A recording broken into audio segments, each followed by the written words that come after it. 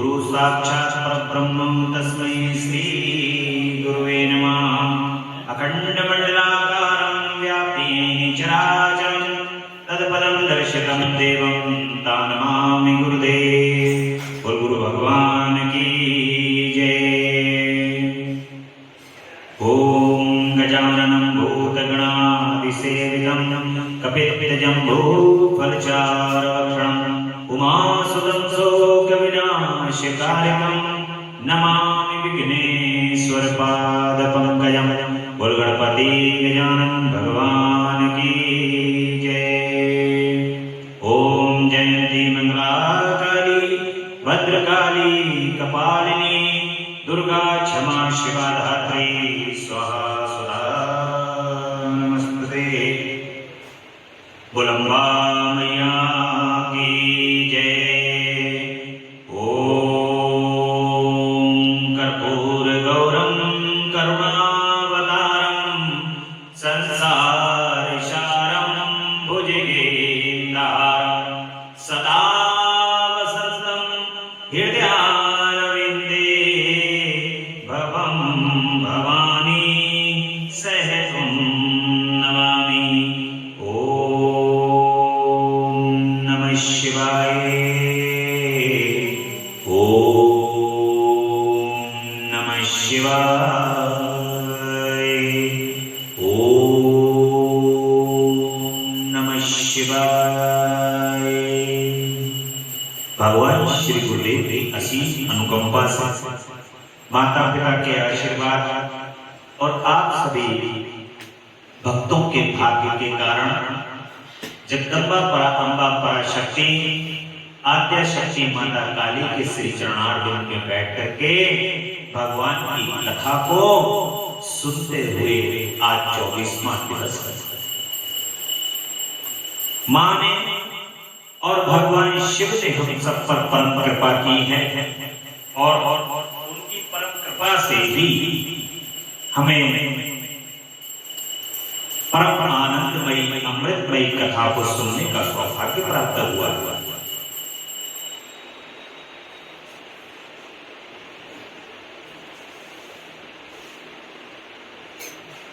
परम आनंदमयी कथा अमृतमयी कथा को सुनने का हमें सौभाग्य प्राप्त हुआ है और कथा के प्रसंग में हम सुन रहे हैं नंदीश्वर महाराज का प्रसंग।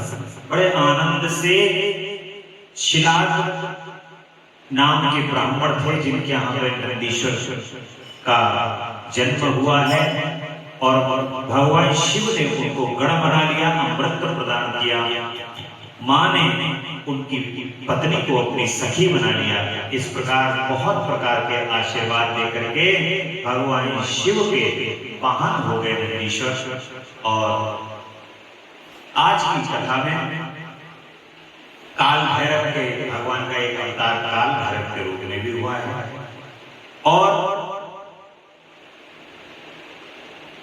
परमेश्वर से उत्तमोत्तम लीला को करने वाले हैं, सत्पुरुषों के प्रेमी हैं। उन्होंने मार्गशीर मास के कृष्ण पक्ष की अष्टमी को भैरव के रूप में अवतार लिया और इसलिए जो मनुष्य मार्गशीर्ष मास की कृष्ण अष्टमी को काल भैरव के सन्निकट उपवास करके रात्रि में जागरण करता है वह समस्त पापों से मुक्त हो जाता है। जो मनुष्य अन्यत्र भी भक्ति पूर्वक जागरण से इस व्रत का अनुष्ठान करेगा वह भी महापापों से मुक्त होकर सद्गति को प्राप्त हो जाएगा। प्राणियों के लाखों जन्मों में किए हुए जो पाप हैं वे सब के सब काल भैरव के दर्शन से निर्मल हो जाते हैं।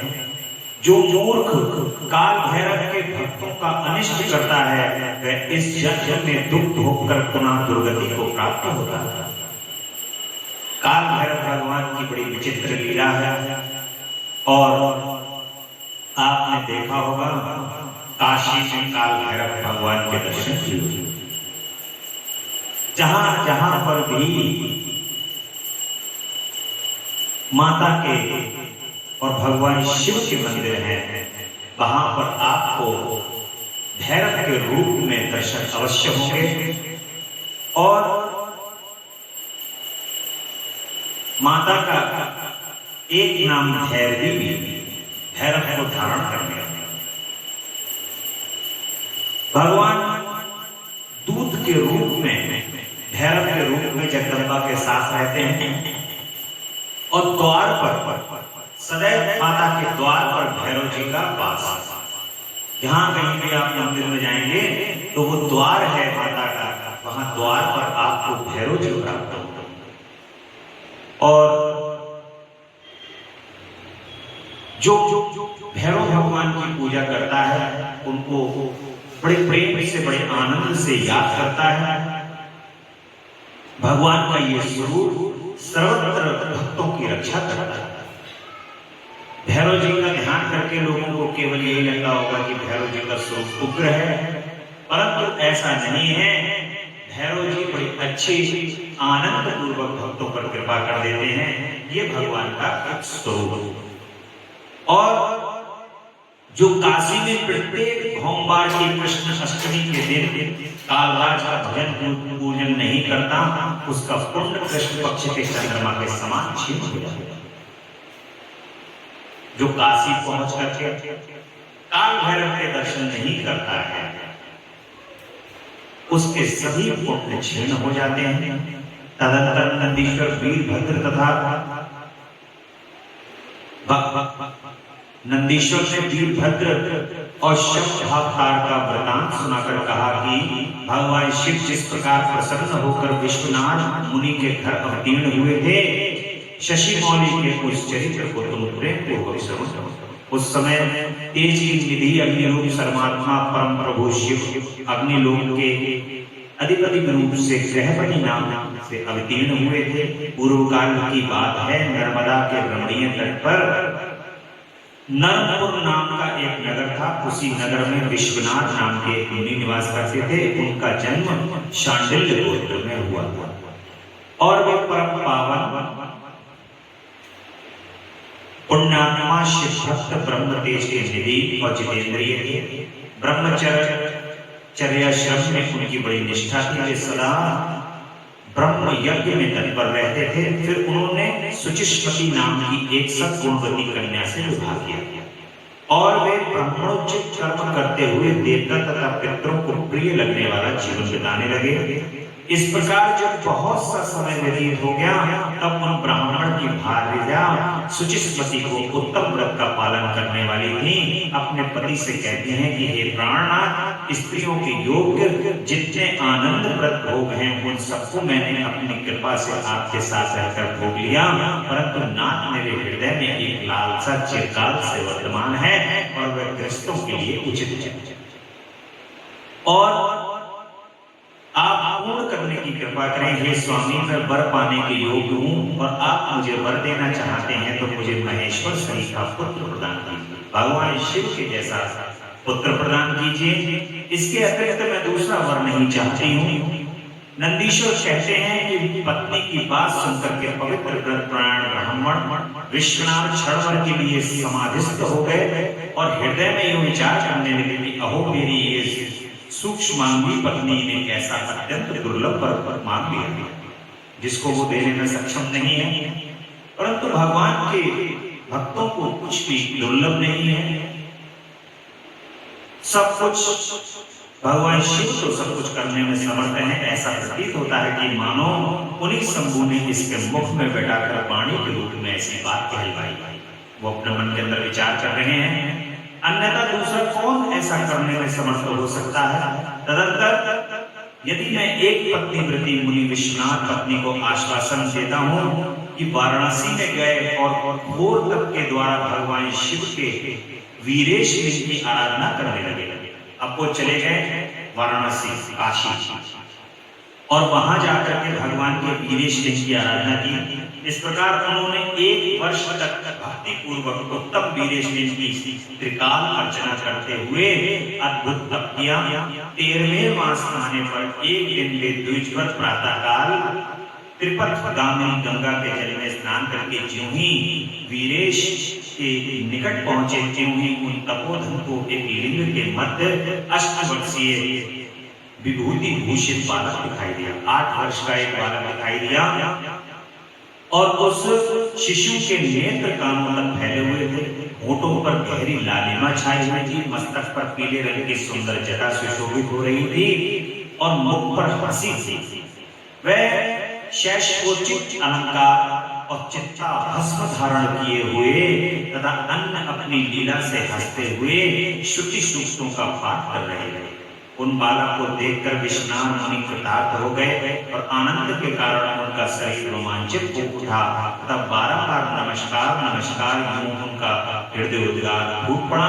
फिर वे अभिलाषा पूर्ण आने वाले 8 पाद्यों द्वारा बाल रूपधारी परमानंद स्वरूप शंभु का स्तुति करने लगे। विश्वनाथ ने कहा कि प्रभु आप ही एकमात्र अद्वितीय ब्रह्म हैं, ये सारा जगत आपका ही स्वरूप है। हे शंभु आप ही सबके कर्ता धर्ता हैं, उसी प्रकार आप भी एक रूप होकर नाना रूपों में व्याप्त हैं। भगवान की नाना प्रकार से स्तुति होने लगी। उन महेश्वर की कह रहे हैं बार बार कि मैं शरण लेता हूँ, हे प्रभु मैं आपकी शरणागत लेता हूँ। जल में शीतलता, अग्नि में दाहकता, सूर्य में गर्मी, चंद्रमा में अहंकारिता, पुष्पों में गंध, दुग्ध में घी वर्तमान है, वह आपका ही स्वरूप है। मैं आपके शरण में हूँ। बारंबार भगवान की स्तुति करते करते कहते हैं कि आपके रहस्यों को प्रभु कोई नहीं जान सकता।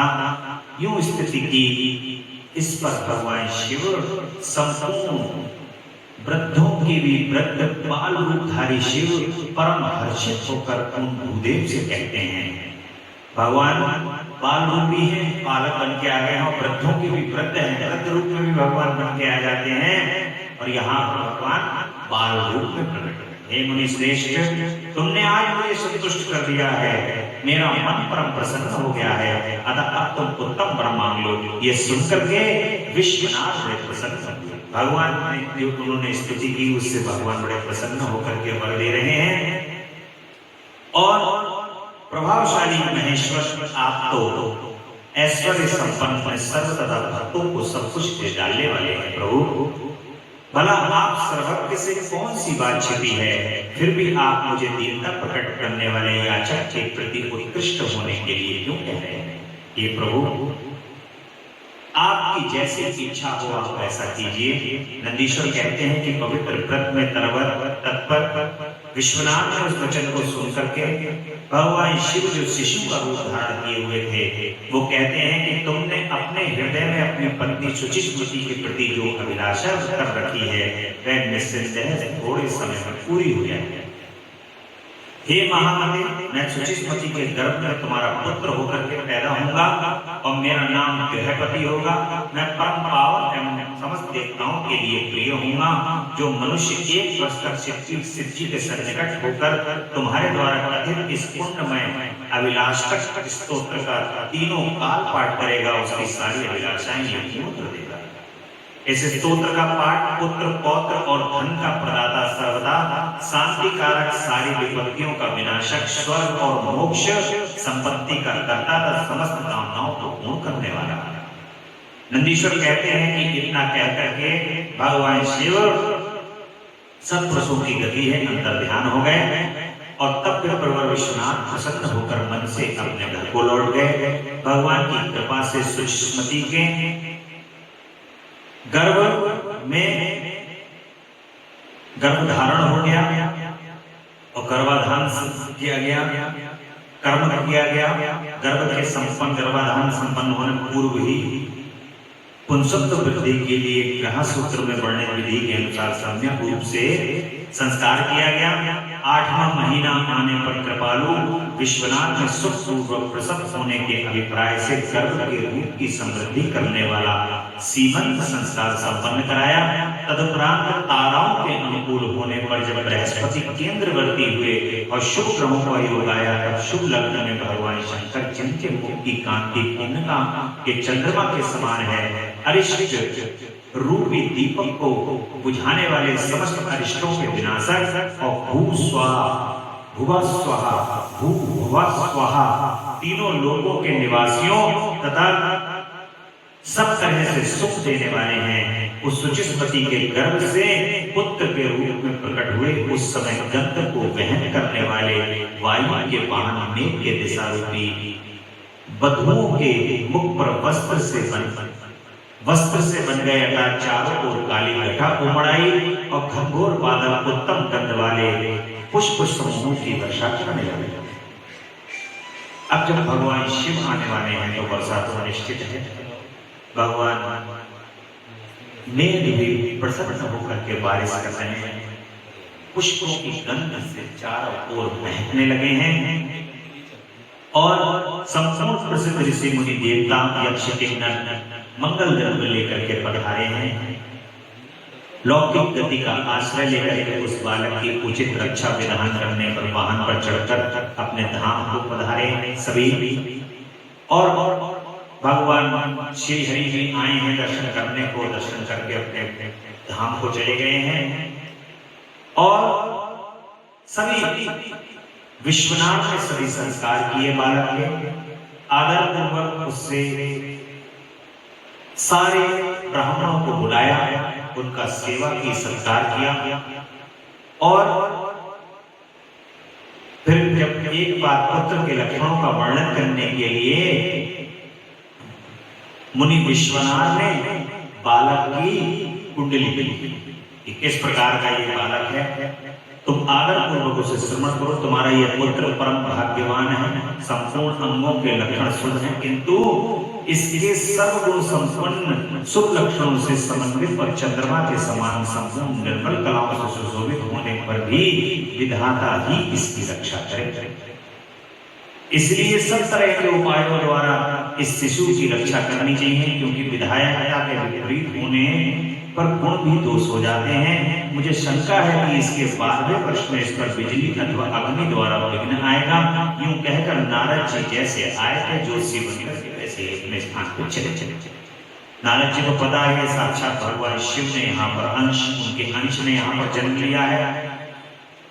अब आगे की लीला कैसे करी जाए तो विश्वनाथ को कुंडली मिला और नारद जी का कथन सुनकर के पत्नी सहित विश्वनाथ ने समझ लिया कि ये तो बड़ा भयंकर वज्रपात हुआ है।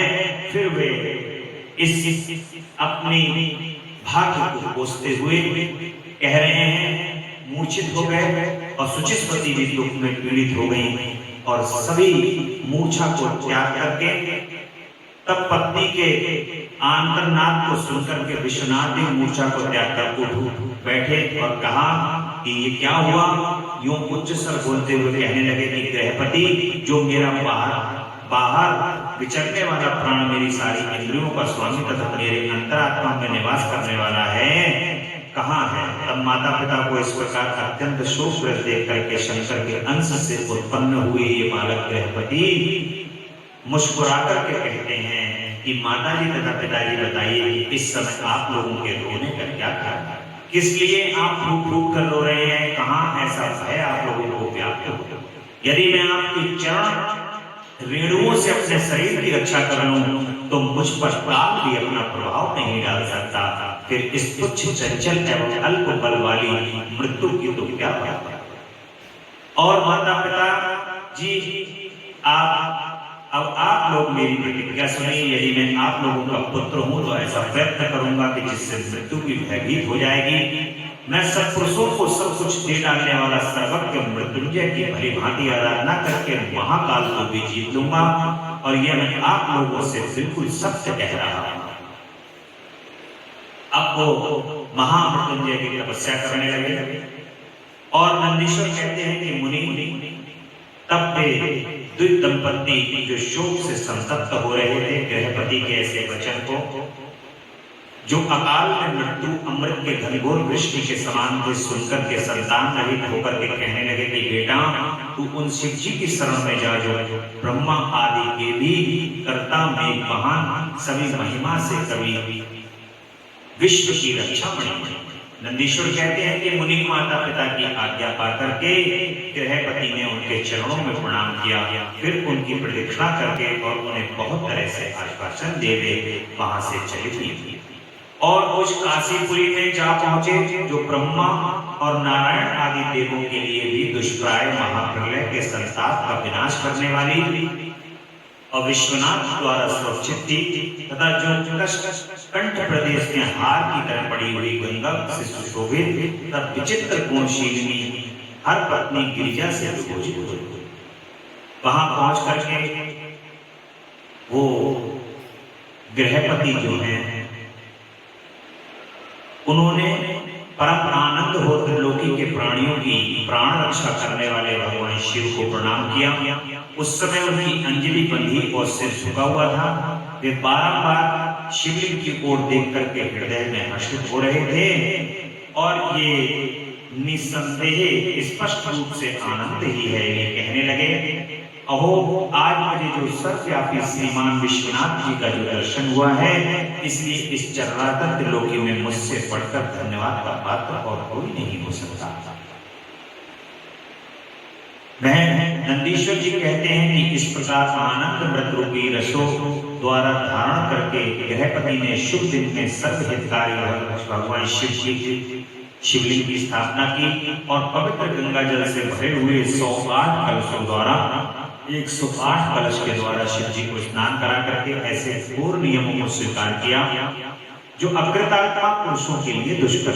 नारद जी इस प्रकार एकमात्र शिव में मन लगाकर तपस्या करते हुए महात्मा गृहपति की आयु का 1 वर्ष व्यतीत हो गया। तब जन्म से 12वां वर्ष आने पर नारद जी के कहे हुए उस वचन को सत्य सा करते हुए वज्रधारी इंद्र उनके निकट आए और कहा कि विप्रवर, मैं इंद्र हूँ और तुम्हारे शुभ व्रत से प्रसन्न होकर के आया हूँ। अब तुम वर मांगो, मैं तुम्हारी मनोवांछा पूर्ण कर दूंगा। तब गृहपति ने कहा कि मैं जानता हूँ आप वज्रधारी इंद्र हैं, परंतु वृद्ध शत्रु मैं आपसे वरयाचना करना नहीं चाहता। मैं वरदायक तो शंकर जी ही होंगे। कह रहे हैं कि मैं आपको अजर अमर होने का वरदान नहीं दे सकता। शिशु शंकर मुझ में भिन्न थोड़े ही हैं। अरे मैं देवराज हूँ, अतः तुम अपनी मूर्खता का परित्याग करके वर मांग लो। देव गृहपति कहते हैं कि पाप शासन आप अहल्या का सत्य नष्ट करने वाले दुराचारी पर्वत शत्रु ही हैं। ना आप जाइए, क्योंकि मैं पशुपति के अतिरिक्त किसी अन्य देव के सामने स्पष्ट रूप से प्रार्थना करना नहीं चाहता। गृहपति के उस वचन को सुनकर इंद्र के नेत्र में क्रोध लाल हो गए। जब उन्होंने ऐसा कहा, वे भयंकर वज्र को उठा करके उस बालक को डराने धमकाने लगे। तब बिजली की ज्वाला से व्याप्त उस वज्र को देख करके बालक गृहपति को नारद जी के वाक्य स्मरण हुआ। फिर तो वे भय से व्याकुल होकर के मूर्छित हुए। तदनंतर अज्ञान अंधकार को दूर भगाने वाले गौरीपति शंभु वहां प्रकट हुए और अपने हस्त स्पर्श से उसे जीवन दान देते हुए कहते हैं कि बस उठो, तेरा कल्याण हो। तब रात्रि के समय मूंदे हुए कमल की तरह उसके नेत्र कमल खुल गए और उसने उठकर अपने सामने सैकड़ों सूर्यों से भी अधिक प्रकाशमान भगवान शिव के दर्शन किए और उसके ललाट में उनके तीसरा नेत्र चमक रहा था। गले में नीला चिन्ह, ध्वजा पर वृषभ का स्वरूप दिख रहा था। वहां मांग में गिरिजा देवी विराजमान थी। मस्तक पर चंद्रमा सुशोभित था। बड़ी बड़ी जटाओं से अद्भुत शोभा हो रही थी। गृहपति ने समझ लिया कि ये महादेव ही हैं। तब हर्ष के मारे हुए नेत्रों में आंसू छलक आए, गला रुंधाया और शरीर रोमांचित हो उठा। वे क्षण भर तक अपने आप को भूल करके चित्रकूट एवं त्रिपुटिक पर्वत की भांति निश्चल खड़े रहे और तब वे उनकी स्तुति करके नमस्कार करते हुए कहने लगे कि तब भगवान शिव स्तुति सुनकर के मुस्कुराए और गृहपति जान पड़ता है कि तुम वज्रधारी इंद्र से डर गए हो। पद से तुम भयभीत मत हो, क्योंकि मेरे भक्त पर इंद्र और वज्र की कौन कहे, यमराज भी अपना प्रभाव नहीं डाल सकते। ये तो मैंने तुम्हारी परीक्षा ली है और मैंने ही तुम्हें इंद्र रूप धारण करके डराया है। भगवान कहते हैं अब मैं तुम्हें वर देता हूं, आज से तुम अग्निपथ के भागी होगे, तुम समस्त देवताओं के लिए वरदाता बनोगे। अग्नि तुम समस्त प्राणियों के अंदर जठराग्नि के रूप में विचरण करोगे। तुम्हें दिक्पाल के रूप में धर्मराज और इंद्र के मध्य में राज्य की प्राप्ति होगी। तुम्हारे द्वारा स्थापित ये शिवलिंग तुम्हारे नाम पर अग्निश्वर नाम से प्रसिद्ध होगा। ये सब प्रकार के तेजों की वृद्धि करने वाला, जो लोग इस अग्निश्वर लिंग के भक्त होंगे उन्हें बिजली और अग्नि का भय नहीं रह जाएगा। अग्निमांद नामक रोग नहीं होगा और ना कभी उनकी अकाल मृत्यु ही होगी। काशीपुरी में स्थित संपूर्ण समृद्धियों के प्रदाता अग्निश्वर की भली भांति अर्चना करने वाला भक्त यदि प्रारब्ध बस किसी अन्य स्थान में भी मृत्यु को प्राप्त होगा तो वह भी वही लोक में प्रतिष्ठित होगा। नंदीश्वर कहते हैं कि मुनि यूं कहकर के शिव जी ने गृहपति के बंधुओं को बुलाकर उनके माता पिता के सामने उस अग्नि का दिग्पति पद पर अभिषेक कर दिया और स्वयं ही उसी लिंग में भगवान समा गए। और इस प्रकार मैंने तुमसे परमात्मा शंकर के गृहपति नामक अपने अवतार का वर्णन किया, जो दुष्टों को पीड़ित करने वाला है वह वर्णन कर दिया। और सुदृढ़ पराक्रमी जितेंद्रिय पुरुष अपना सत्य संपन्न अग्नि प्रवेश, वे सब के सब अग्नि सहित तेजस्वी होते हैं। इस प्रकार जो ब्राह्मण अग्निहोत्र परायण ब्रह्मचारी और पंचाग्नि का सेवन करने वाले हैं वे अग्नि के समान वर्चस्वी होकर अग्निलोक में विचरण करते हैं। और भगवान शिव के यहाँ पर महाकाल के अवतार का वर्णन है। 10 अवतार हुए हैं, 11वां भगवान के 11वें रुद्र हैं। उपासना कांड द्वारा सेवित महाकाल आदि 10 अवतारों का वर्णन भक्ति पूर्वक श्रवण करो। उनमें पहला अवतार महाकाल है, जो सब सत्यों को भोग और मोक्ष प्रदान करने वाला है। वो सत्ता की भक्ति को मनोवांछा पूर्ण करने वाली महाकाली है। दूसरा तार नामक अवतार हुआ है, जिसकी शक्ति तारा देवी भी है। वे दोनों भक्ति मुक्ति के प्रदाता, अपने सेवकों के लिए सुखदायक है। और बाल भुवनेश नामक भगवान का यह तीसरा अवतार है। उनमें बाला भुवनेशी शिवा शक्ति है। ये जो देखिए 10 महाविद्याएं हैं। 10 महाविद्याओं के भगवान के उनके 7 अलग अलग 10 अवतार हैं। और जो सज्जनों को सुख देने वाली है, चौथा भक्तों के लिए सुखद और मोक्ष प्रदायक 16 श्री विद्येश नामक अवतार हुआ है। और 16वीं श्री विद्या शिवा की शक्ति है। 5वां अवतार भैरव नाम से प्रसिद्ध हुआ, तो सर्वदा भक्तों की कामनाओं को पूर्ण करने वाली इस अवतार की शक्ति का नाम भैरवी है। गिरिजा है, जो अपने उपासकों की अभिष्ट दायिनी है। छठा विश्वावतार छिन्न मस्तक नाम से कहा जाता है। और भक्त काम प्रदा गिरिजा का नाम छिन्न मस्ता है। संपूर्ण मनोरथों के दाता शंभु का 7वां अवतार धूमपान नाम से विख्यात हुआ है। और इस अवतार में श्रेष्ठ उपासकों की लालसा पूर्ण करने वाली शिवा धूमावती है। और शिव जी का 8वां सुखदायक अवतार बगलामुख है। उनकी शक्ति महान आनंददायिनी बगलामुखी नाम से विख्यात है। 9वां शिव अवतार मातंग नाम से कहा जाता है। और उस समय संपूर्ण अभिलाषाओं को पूर्ण करने वाली सर्वाणी मातंगी। शंभु के भुक्ति मुक्ति रूप फल प्रदान करने वाले 10वें अवतार का नाम कमल है। और जिसमें अपने भक्तों का सर्वदा पालन करने वाली गिरिजा कमला कहलाई है। यही शिव के 10 अवतार हैं। ये सब के सब भक्तों तथा सत्पुरुषों के लिए सुखदायक तथा भोग और मोक्ष के प्रदाता। जो भगवान शिव के महात्मा भगवान शिव के 10 अवतारों की निर्विकार भाव से सेवा करते हैं और नित्य नाना प्रकार के सुख देते हैं। मुने इस प्रकार मैंने 10 अवतारों का महत्व का वर्णन किया। सभी प्रकार के सुख प्राप्त होते हैं जब इन 10 अवतारों का भगवान के नित्य स्मरण करोगे। अब भगवान के एक अवतार हुआ है जिसका नाम है दुर्वासा ऋषि। जो दुर्वासा ऋषि हैं ये भगवान का एक अवतार है।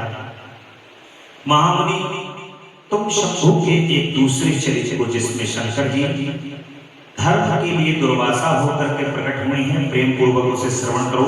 अनुसुईया के पति ब्रह्मवेत्ता तपस्वी अत्रि ने ब्रह्मा जी के निर्देशानुसार पत्नी सहित ऋषिकुल पर्वत पर जाकर के पुत्र कामना से घोर तप किया।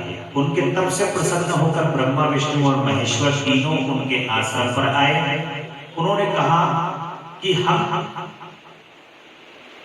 तीनों संसार के ईश्वर हैं, हमारे अंश से तुम्हारे 3 पुत्र होंगे जो त्रिलोकी में विख्यात तथा माता पिता का यश बढ़ाने वाले। यूं कहकर वे चलते। ब्रह्मा जी के यश से चंद्रमा हुए जो देवताओं के समुद्र में डाले जाने पर समुद्र से प्रकट हुए। विष्णु के अंश से श्रेष्ठ संन्यास पद्धति को प्रचलित करने वाले दत्त उत्पन्न हुए और रुद्र के अंश से मुनिवर दुर्वासा ने जन्म लिया। इन दुर्वासा ने महाराज अम्बरीश की परीक्षा की थी। जब सुदर्शन चक्र ने इनका पीछा किया तब शिव जी के आदेश से अम्बरीश के द्वारा प्रार्थना करने पर चक्र शांत हुआ। इन्होंने भगवान राम की परीक्षा की। काल में मुनि का वेश धारण करके श्री राम के साथ ये शर्त की थी कि मेरे साथ बात करते समय श्री राम के पास कोई ना आए, जो आएगा उसका निर्वासन कर दिया जाएगा। और दुर्वासा जी ने हट करके लक्ष्मण को भेजा, तब श्री राम ने तुरंत लक्ष्मण का त्याग कर दिया और इन्होंने भगवान श्री कृष्ण की परीक्षा की और उनको श्री रुक्मिणी सहित रथ में जोता। इस प्रकार दुर्वासा मुनि ने अनेक विचित्र चरित्र किए हैं। मुनि अब इसके बाद अतुलित बलधामम है शैलावदेहम दनुज वंकशानम ज्ञानिनाम गृणं सकल गुण निदान बानराणाम भीषम रघुपति प्रिय भक्तम भक्ति जातम नमामि। चारों युगों में जिनका प्रताप, चारों युग प्रताप तुम्हारा है, प्रसिद्ध जगत उजियार। बाल समय रवि भक्ष लियो तब तीनों ही लोग भयो अंधियारो। ताहि सो त्रास भयो जग को यह संकट काहू सुजात न डारो। को नहीं जानत है जग में कभी संकट मोचन नाम तिहारो। संकट मोचन नाम तिहारो। परम आनंद में और माता अंजनी के पुत्र पवन पुत्र श्री हनुमान जी महाराज भगवान के 11वें रुद्र हैं, साक्षात भगवान शिव। शंकर स्वयं केसरी नंदन। श्री हनुमान चालीसे में आप लोग लगातार स्मरण करते हैं, शंकर स्वयं केसरी नंदन। भगवान शिव ही केसरी नंदन है और माता अंजनी और केसरी के पुत्र हैं। परम बलशाली, केवल स्मरण मात्र से ही भक्तों के संकटों को दूर करने वाले।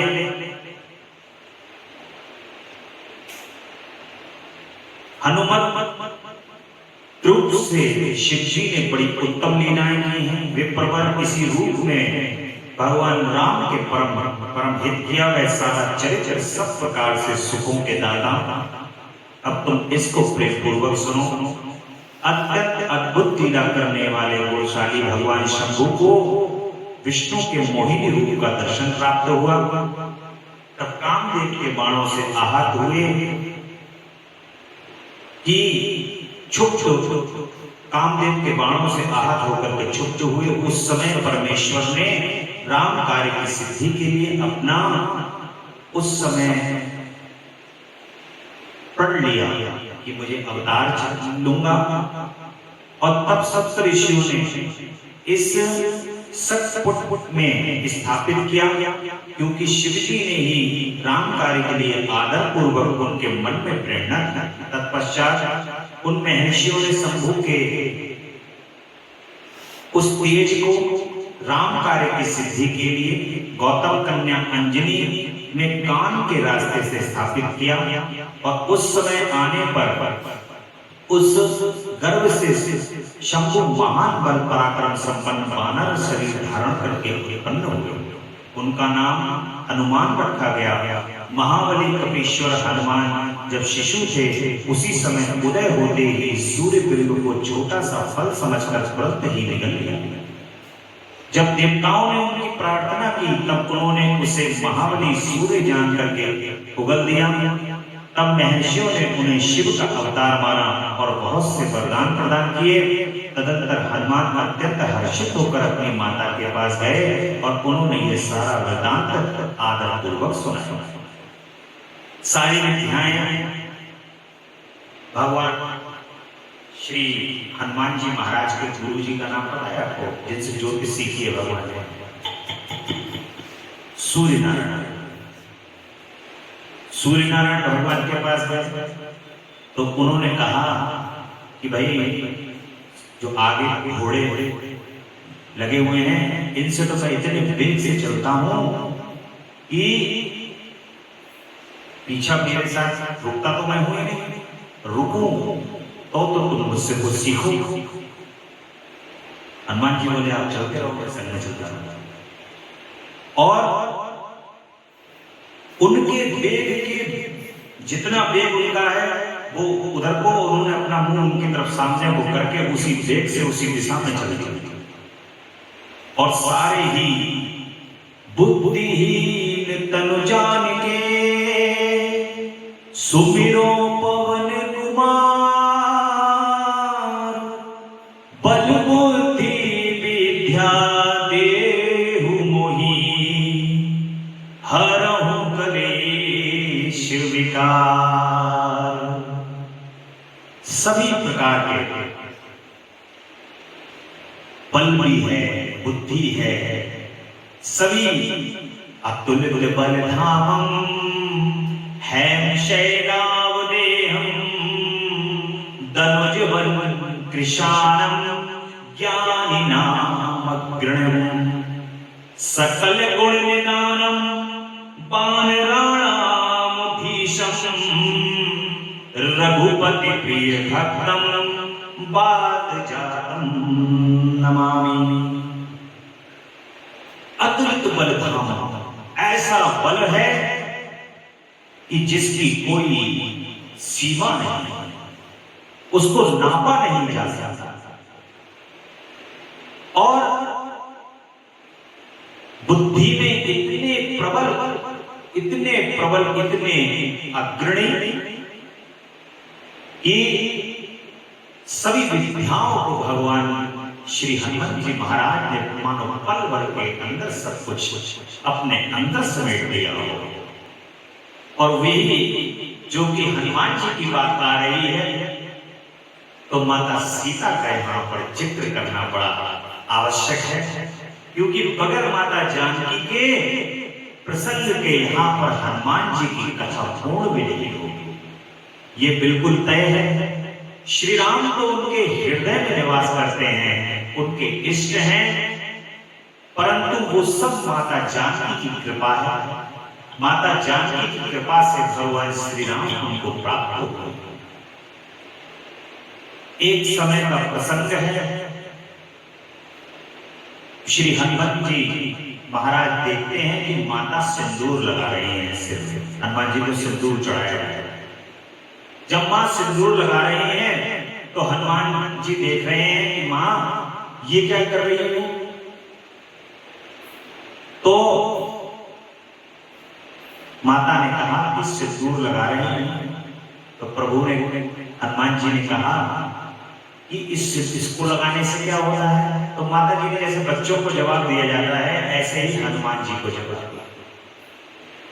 हनुमान जी से कहा कि बेटा इससे क्या होता है, प्रभु श्री राम प्रसन्न होते हैं। अब उनको पता चल गया कि भगवान राम इससे प्रसन्न होते हैं।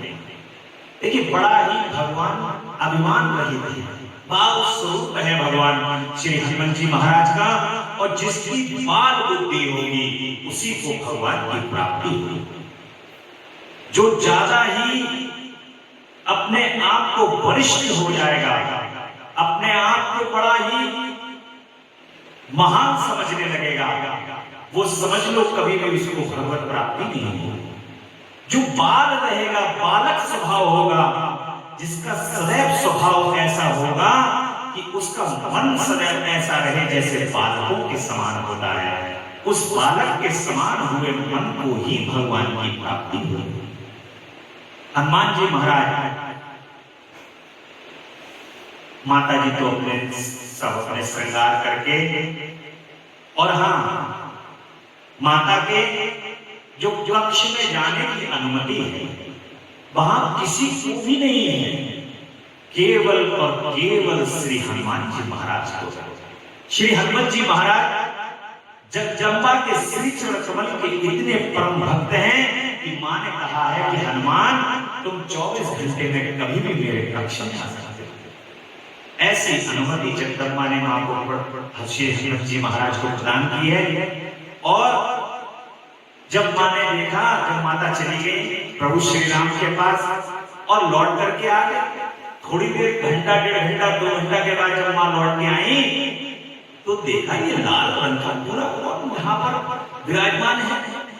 देखा तो देख करके उन्होंने देखा कि ये तो लाल दे लाली लसे और हर लाल नगूर वज्र दे दानव नरन जय जय जय कपिशूर सिया वर राम जय जय राम।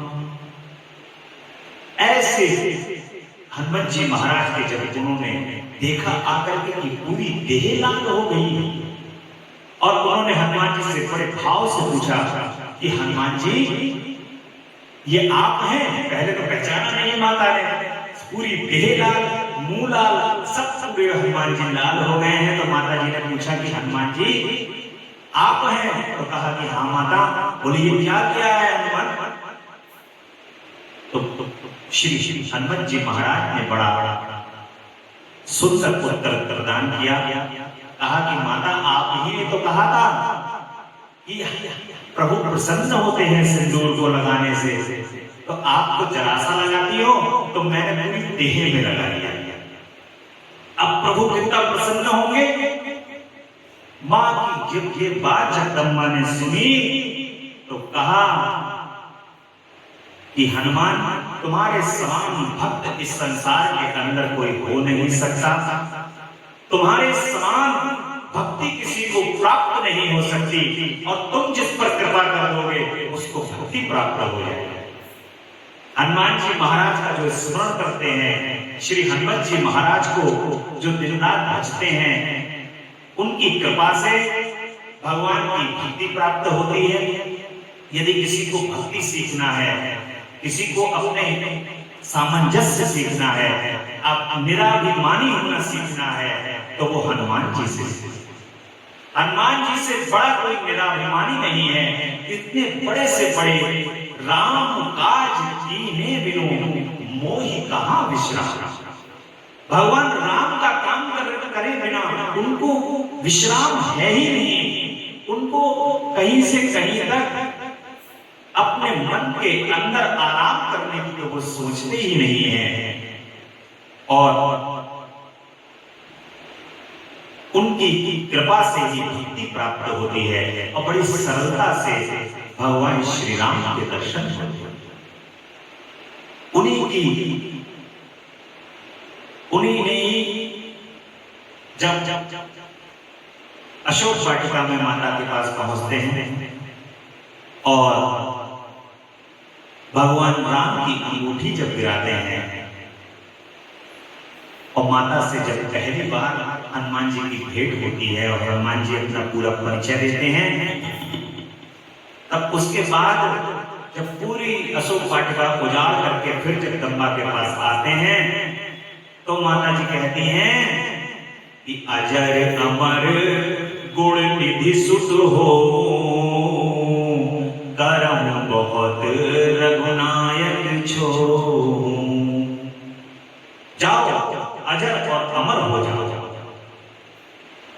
चारों युग प्रताप तुम्हारा, चारों युगों के अंदर तुम्हारा प्रताप घूमेगा और सात शरीर, सात चिरंजीवी हैं, सात चिरंजीवियों में हनुमान जी महाराज भी हैं, जो सात शरीर इस पृथ्वी के ऊपर आज भी हमारे समक्ष आ जाते हैं। यहाँ पर जो कथा हो रही है उस कथा के माध्यम से भी आप उनको यहाँ पर किसी न किसी स्वरूप के अंदर उपस्थित और बड़ा आनंद रूप है, परम आनंदमयी इनका ये रूप रामदूत के नाम से विख्यात हुआ। और शिव जी के पिंपलाद अवतार के प्रसंग, अगला जो भगवान का अवतार है वो पिंपलाद है।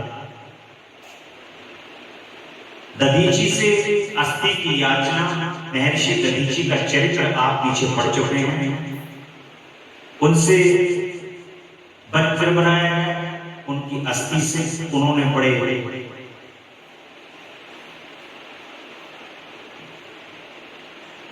बहुत ही सबके काज को सिद्ध करने के लिए दधीची ने अपनी हड्डियों को प्रदान कर दिया है और उससे वज्र का निर्माण किया गया और वृत्तासुर का वध किया गया और सुसर्वा का देवताओं को श्राप दिया। उसके बाद भगवान के पिंपलाद नामक जन्म हुआ है, अवतार हुआ है।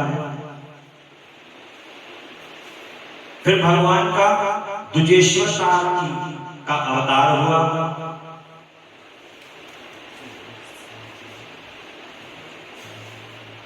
और राजा भद्रायु तथा रानी कीर्ति मालिनी की धार्मिक दृढ़ता की परीक्षा हो रही है। इस प्रकार से भगवान के ये अवतार हुए हैं और भगवान शिव का यतिनाथ और हंस नामक अवतार हुआ। अब मैं यतिनाथ नामक अवतार का वर्णन करता हूं। अबूद्वारकल नामक पर्वत के समीप एक भील रहता था जिसका नाम आहूत था। उसकी पत्नी को लोग आहूका कहते थे। वह उत्तम व्रत का पालन करने लगे। वे दोनों यति पति पत्नी महान शिव भक्त थे और शिव की आराधना पूजा में लगे रहते थे। एक दिन वह शिव भक्त भील अपनी पत्नी के लिए आहार की खोज करने के निमित्त जंगल में बहुत दूर तक चला गया। इसी समय संध्या काल में भील की परीक्षा लेने के लिए भगवान शिव ने सन्यासी का रूप धारण करके उसके घर आए। इतने में ही उसके घर का मालिक भील ही चला गया और उसने बड़े प्रेम से यतिराज का पूजन किया। उसके मनोभाव की परीक्षा के लिए उन यतीश्वर ने दीन वाणी से कहा कि भील आज रात में यहाँ रहने के लिए मुझे स्थान दे, सवेरा होते ही चला जाऊंगा, तुम्हारा सदा कल्याण हो। भील बोला, स्वामी जी आप ठीक कहते हैं, तथापि मेरी बात सुनिए। मेरे घर में स्थान तो बहुत बड़ा है, फिर उसमें बहुत ही कह रहा है कि मेरा बड़ा छोटा सा घर है और उसमें कैसे आपका निवास होगा। स्वामी वहां से चले जाने के लिए ये सोचा कि छोटा स्थान है तो जाने के लिए उद्यत हुए और प्राणनाथ स्वामी को स्थान दीजिए और घर आए हुए अतिथि को निराश न लौटाइए, अन्यथा हमारे धर्म के पालन में बाधा है। और इस प्रकार से वो अपने घर में भगवान को स्थान प्रदान करता है। और जब उसने देखा कि जब उन्होंने स्थान प्रदान कर दिया है, रात में जंगली क्रूर और हिंसक पशु उसे पीड़ा देने लगे, उसने भी यथाशक्ति अपने अब बचने के लिए महान यत्न किया। इस तरह यत्न करता हुआ वह भील बलवान होकर भी प्रारब्ध प्रेषित हिंसक पशुओं द्वारा बलपूर्वक खा लिया गया। प्रातःकाल उठकर जब यति ने देखा कि हिंसक पशुओं ने वनवासी भील को खा डाला, तब उसे बड़ा दुख हुआ।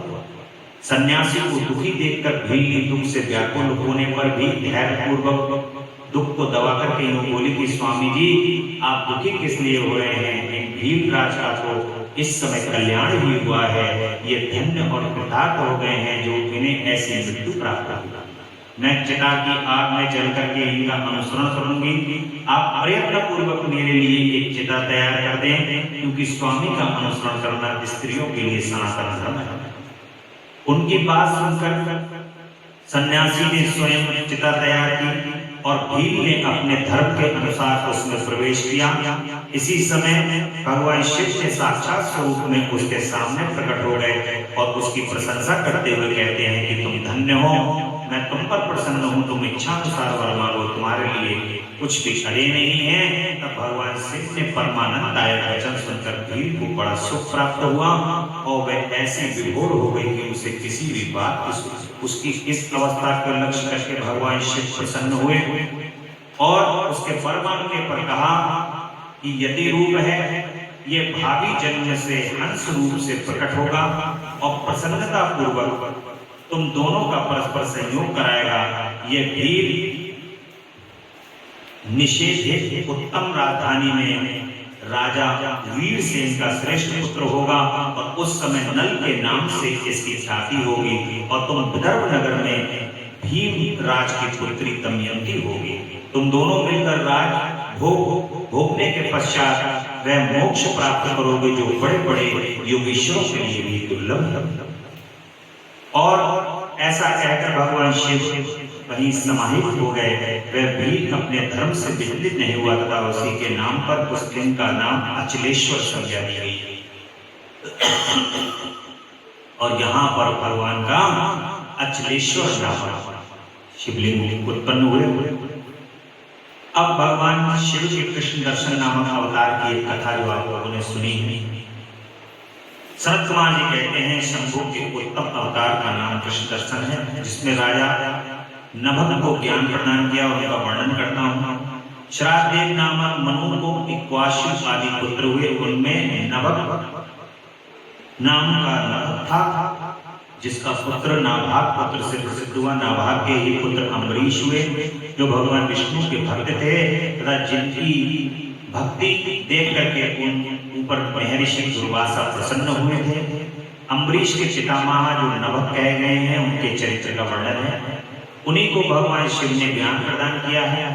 मनुपुत्र नभक बड़े बुद्धिमान थे। उन्होंने विद्या अध्ययन के लिए दीर्घ काल तक इंद्रिय संयम पूर्वक गुरुकुल में निवास किया और बीच में इक्वाशु आदि भाइयों से नभक के लिए कोई भाग न देकर पिता की संपत्ति आपस में बांट दी और अपना अपना भाग लेकर वे उत्तम रीति से राज्य का पालन करने लगे। उन सबने पिता की आज्ञा से ही धन का बंटवारा किया था। कुछ काल के पश्चात ब्रह्मचारी नभक गुरुकुल से सांगोपांग वेदों का अध्ययन करके वहां आए और उन्होंने देखा कि सब भाई सारी संपत्ति का बंटवारा करके अपना अपना भाग ले चुके हैं। तब उन्होंने भी बड़े बड़े स्नेह से दया भाव से पाने की इच्छा प्रकट की।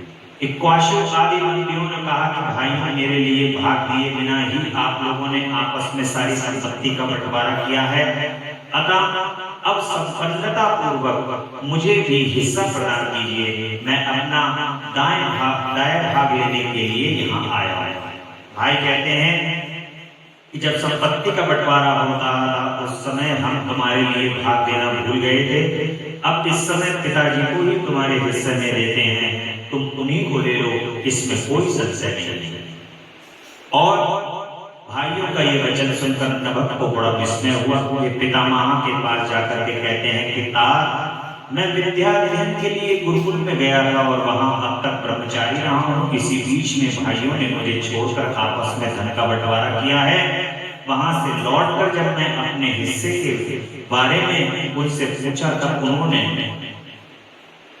आपको मेरा हिस्सा बता दिया, अतः उसके लिए मैं आपकी सेवा में आया हूँ। नभक की बात सुनकर के पिता को बड़ा विस्मय हुआ और श्राद्ध देने पुत्र को आश्वासन देते हुए कहा कि बेटा, भाइयों की इस बात पर विश्वास न करो, वह इन्होंने तुम्हें ठगने के लिए कही है। मैं तुम्हारे लिए भोग साधक उत्तम दाय नहीं बन सकता। तथापि उन वंचकों ने यदि मुझे भी दया के रूप में तुम्हें दे दिया है तो मैं तुम्हारी जीविका का एक उपाय बताता हूं।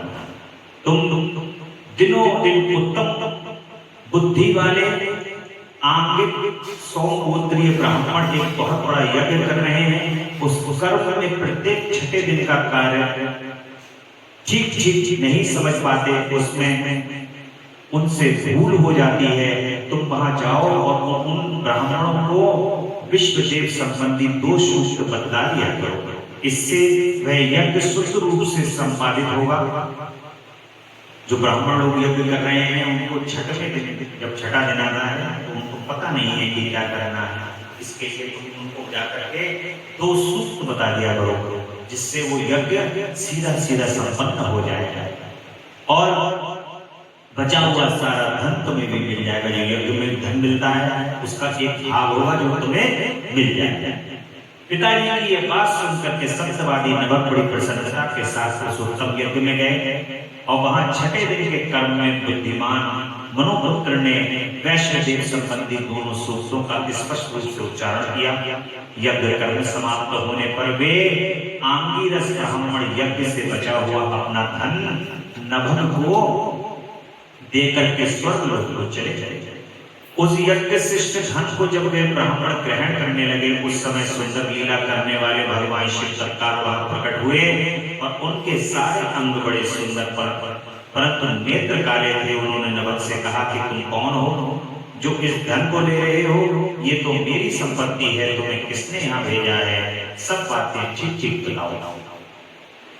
और नभक ने कहा ये तो यज्ञ से बचा हुआ धन है जिसे ऋषियों ने मुझे दिया है। अब ये मेरी ही संपत्ति है, इसको लेने से मुझे कोई क्यों रोक रहे हो? इस कृष्ण दर्शन ने कहा कि दोनों के इस झगड़े में तुम्हारे पिता ही पंच रहेंगे, जाकर उनसे पूछो और वे ही निर्णय दें। ठीक ठीक यहाँ आकर बताओ। उनकी बात सुनकर के नभक ने पिता के पास जाकर के उक्त प्रश्न को उनके सामने रखा और श्राद्ध देव को कोई पुरानी बात आ गई और उन्होंने भगवान शिव के चरण कमलों पर चिंतन करते हुए कहा कि वे पुरुष जो तुम्हें वह धन लेने से रोक रहे हैं साक्षात भगवान शिव। उनके पिता ने कहा और यूं तो संसार की सारी वस्तु उन्हीं की है, परंतु यज्ञ से प्राप्त हुए धन पर उनका विशेष अधिकार है। कोई भी यज्ञ हो उस पर जो धन ब्राह्मणों के पास आता है उस धन का एक हिस्से पर भगवान शिव का अधिकार है।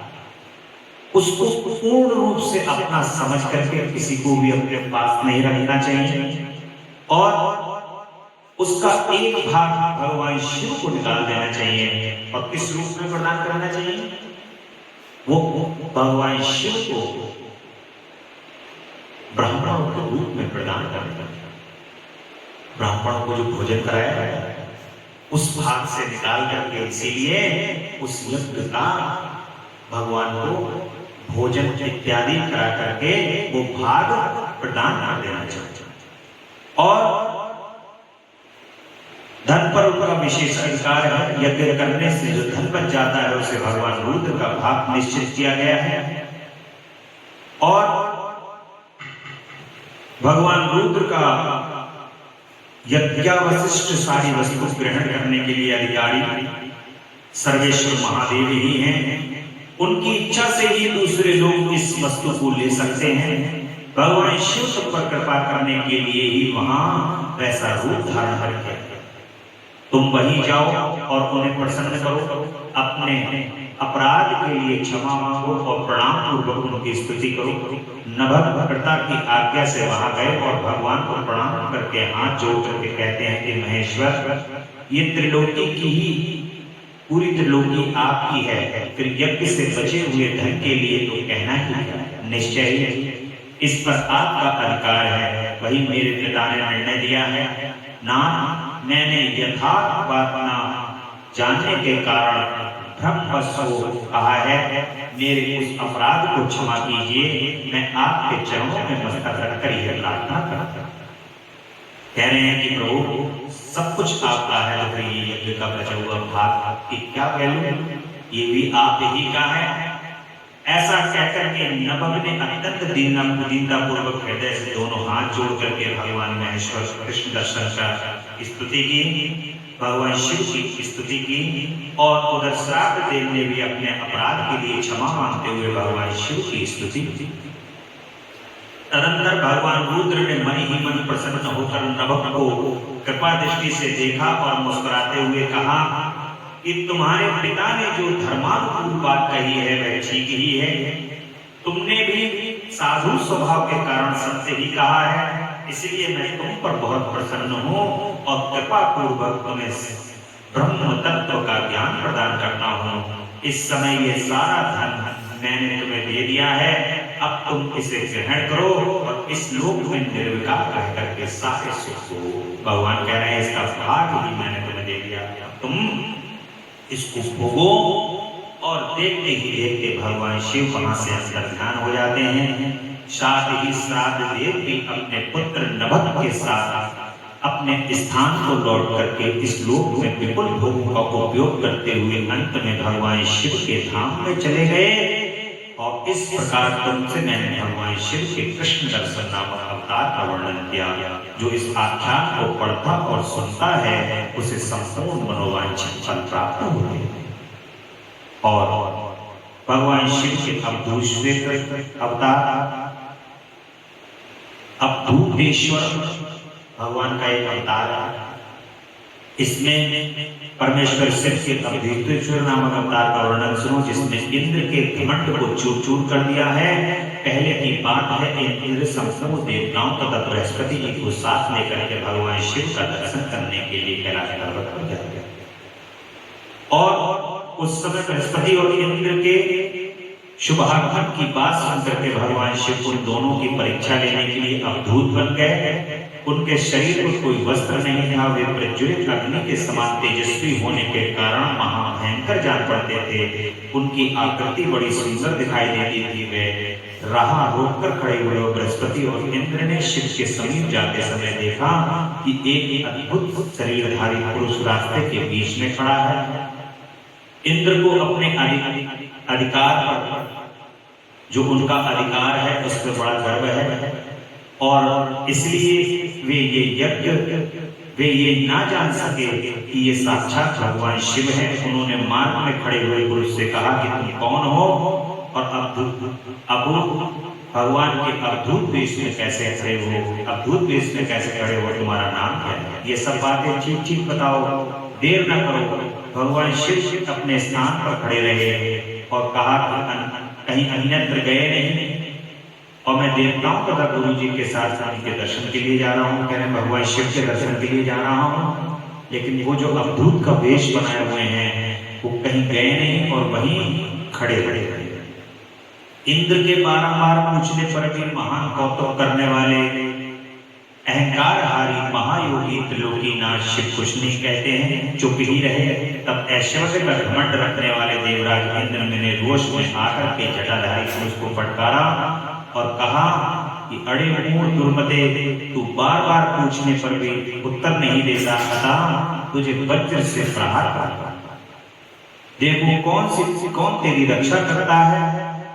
ऐसा कहकर के दिगंबर पुरुष और क्रोध पूर्वक देखते हुए इंद्र ने उसे वज्र उठाया मारने के लिए।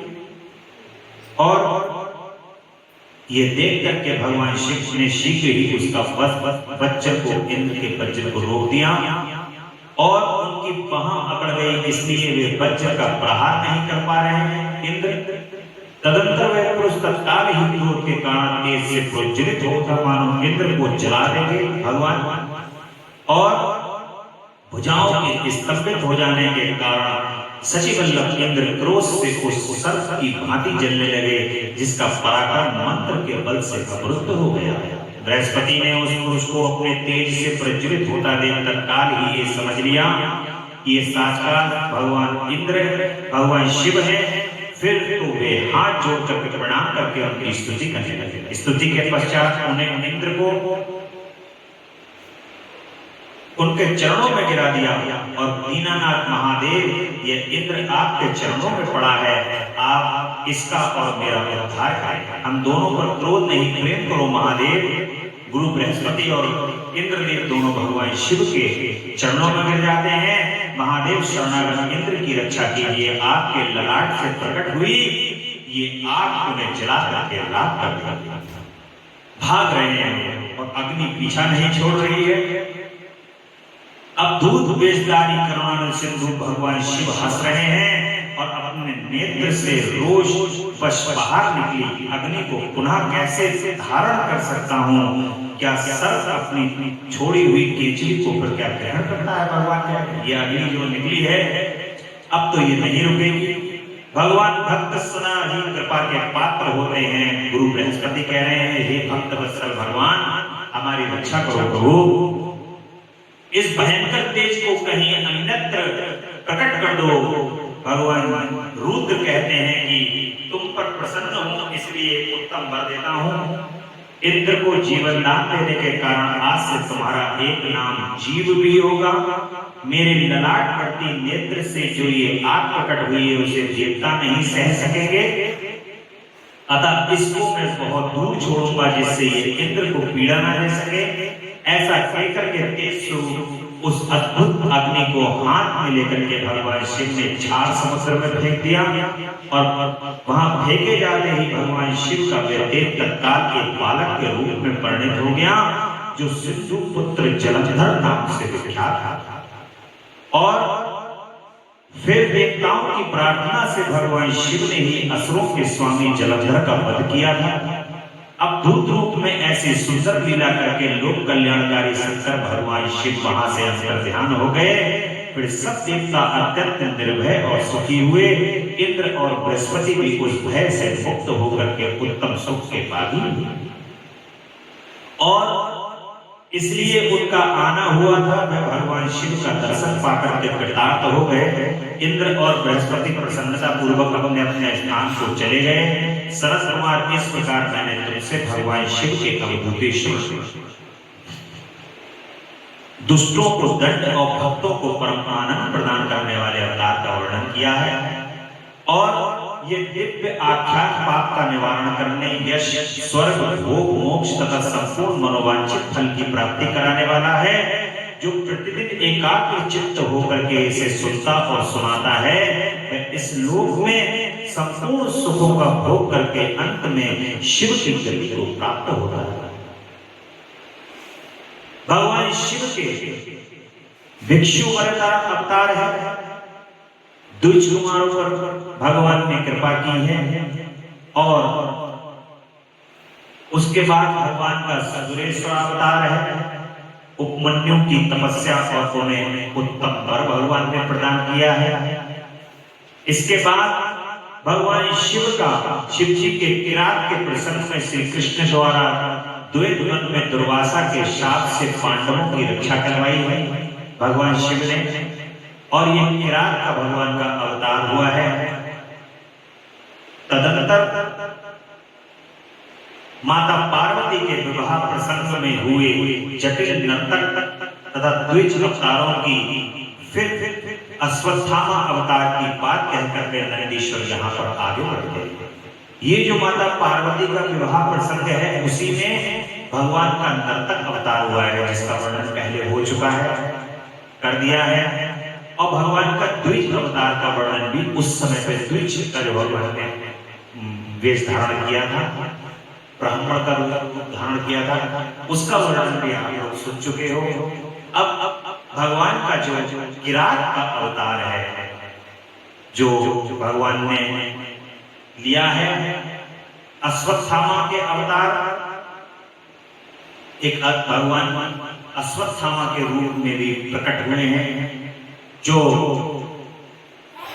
ऋषि द्रोणाचार्य के पुत्र हैं।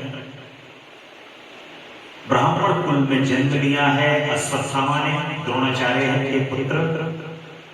और अश्वत्थामा भी चिरंजीवियों में से इस पृथ्वी पर आज भी सशरीर अश्वत्थामा उपस्थित है। और बुद्धिमान सनत कुमार जी, अब तो पिनाकधारी भगवान शिव के किरात नामक अवतार का वर्णन सुनो। उस अवतार में उन्होंने मूक नामक दैत्य का वध पर प्रसन्न होकर के अर्जुन को वर प्रदान किया है। अब सुयोधन महाबली पांडवों को जब दुर्योधन ने महाबली पांडवों को जुए में जीत लिया, तब वे सती साध्वी द्रौपदी के साथ द्वैत वन में चले गए और वहां वे पांडव सूर्य द्वारा दी हुई पटलोई का आश्रय लेकर सुखपूर्वक अपना आसन लगा करके समय बिताए। विप्रवर उसी समय दुर्योधन ने आदर पूर्वक मुनिवर दुर्वासा को छल करने के प्रयोजन से पांडवों के निकट जाने के लिए प्रेरित किया। अब दुर्योधन ने सोचा कि ये दुर्वासा ऋषि स्वयं भगवान शिव का अवतार है, अंश है भगवान शिव के। ये यदि पांडवों के पास जाएंगे और पांडवों के पास इस समय खाने पीने को कुछ है नहीं, तब उस समय पर यदि ये गए तो ये श्राप दे देंगे और इनके श्राप के कारण वैसे ही सारे पांडव नष्ट हो जाएंगे। और पांडवों से अनुकूल भोजन की याचना की। जब ये दुर्वासा ऋषि आए, तब उन सभी पांडवों ने उनकी प्रार्थना को स्वीकार करके दुर्वासा आदि तपस्वी मुनियों को स्नान करने के लिए कहा कि प्रभु आप जाओ, स्नान करके आओ और हम आपके भोजन की तब तक व्यवस्था करें। इधर अन्न भाव के कारण वे सभी पांडव बड़े संकट में आ गए। मन ही मन प्राण त्याग देने का विचार करने लगे कि इससे पहले ऋषि आए और हम उनको मुंह न दिखा पाए और हमारे यहाँ कुछ खाने को नहीं है, तो हम कैसे उन ऋषियों को अपना मुंह दिखाएंगे कि हम क्या खिला दें आपको। इस गिलानी में कह रहे हैं कि प्राण ही त्याग दें उससे पहले जब तक वो आए। तब द्रौपदी ने भगवान श्री कृष्ण का स्मरण किया और भगवान श्री कृष्ण तत्काल वहां पर प्रकट हो गए। भगवान देखिए, एक बात भगवान की बड़ी स्पष्ट है, जब तक तुम इस संसार पर भरोसा करोगे तब तक भगवान नहीं आने वाले। भगवान नहीं आने वाले क्योंकि एक टेक का सहारा भी जब तक तुम्हें रहेगा तब तक भगवान कहेंगे कि ठीक है वो प्रयोग करोगे। कैसे? जिस समय पर दुशासन द्रौपदी को द्वैत क्रीड़ा के अंदर लेकर के आता है और दुर्योधन कहता है कि इसके वस्त्र का हरण कर लो, उस समय पर द्रौपदी को यह विश्वास है कि इसके जो ये 5 पति यहाँ पर बैठे हुए हैं ये इसकी रक्षा करेंगे। श्री सामने उनके ससुर हैं, वो इसकी रक्षा करेंगे। धृतराष्ट्र के रूप में राजा हैं, इस सभा के पितामह हैं, वो रक्षा करेंगे। और कृपाचार्य द्रोणाचार्य इतने महान गुरुदेव यहाँ पर बैठे हुए हैं, वो मेरी रक्षा करेंगे। और तो और माता कुंती और गांधारी माता गांधारी यहाँ पर उपस्थित है, वो कम से कम यहाँ पर विरोध करेगी। जब तक उसको ये विश्वास रहा और अंत में उसको ये विश्वास हुआ कि मैं तो क्षत्राणी, मैं ऐसे वंश से आती हूं जहां पर मैं युद्ध करके मैंने राजाओं तक को हराया है। द्रौपदी बहुत बलशाली थी, तो मैं अपने हाथों से अपने जो उसकी भुजाएं थी उससे मैं अपनी रक्षा कर सकती हूं। तब तक भगवान श्री कृष्ण ने उसकी सहायता की। जैसे ही उसको लगा कि उसका बल अब कमजोर लगने वाला है, तब उसने अपने दोनों हाथ छोड़ दिए और कहा कि हे माधव मुझे बचाओ। जब दोनों हाथ छोड़ दिए कि हे प्रभु मेरी रक्षा करो, सब पर विश्वास जब खत्म हो गया और सीधे माधव की ओर देखा, तब भगवान श्री कृष्ण ने आकर के चीर को इतना बढ़ा दिया कि दुशासन सहित वहां पर जितने लोग उपस्थित थे सभी खींच खींच कर धराशायी होकर के नीचे गिरे। तो जब तक भगवान पर भरोसा है, संसार पर भरोसा है, तब तक भगवान की सहायता प्राप्त नहीं होगी।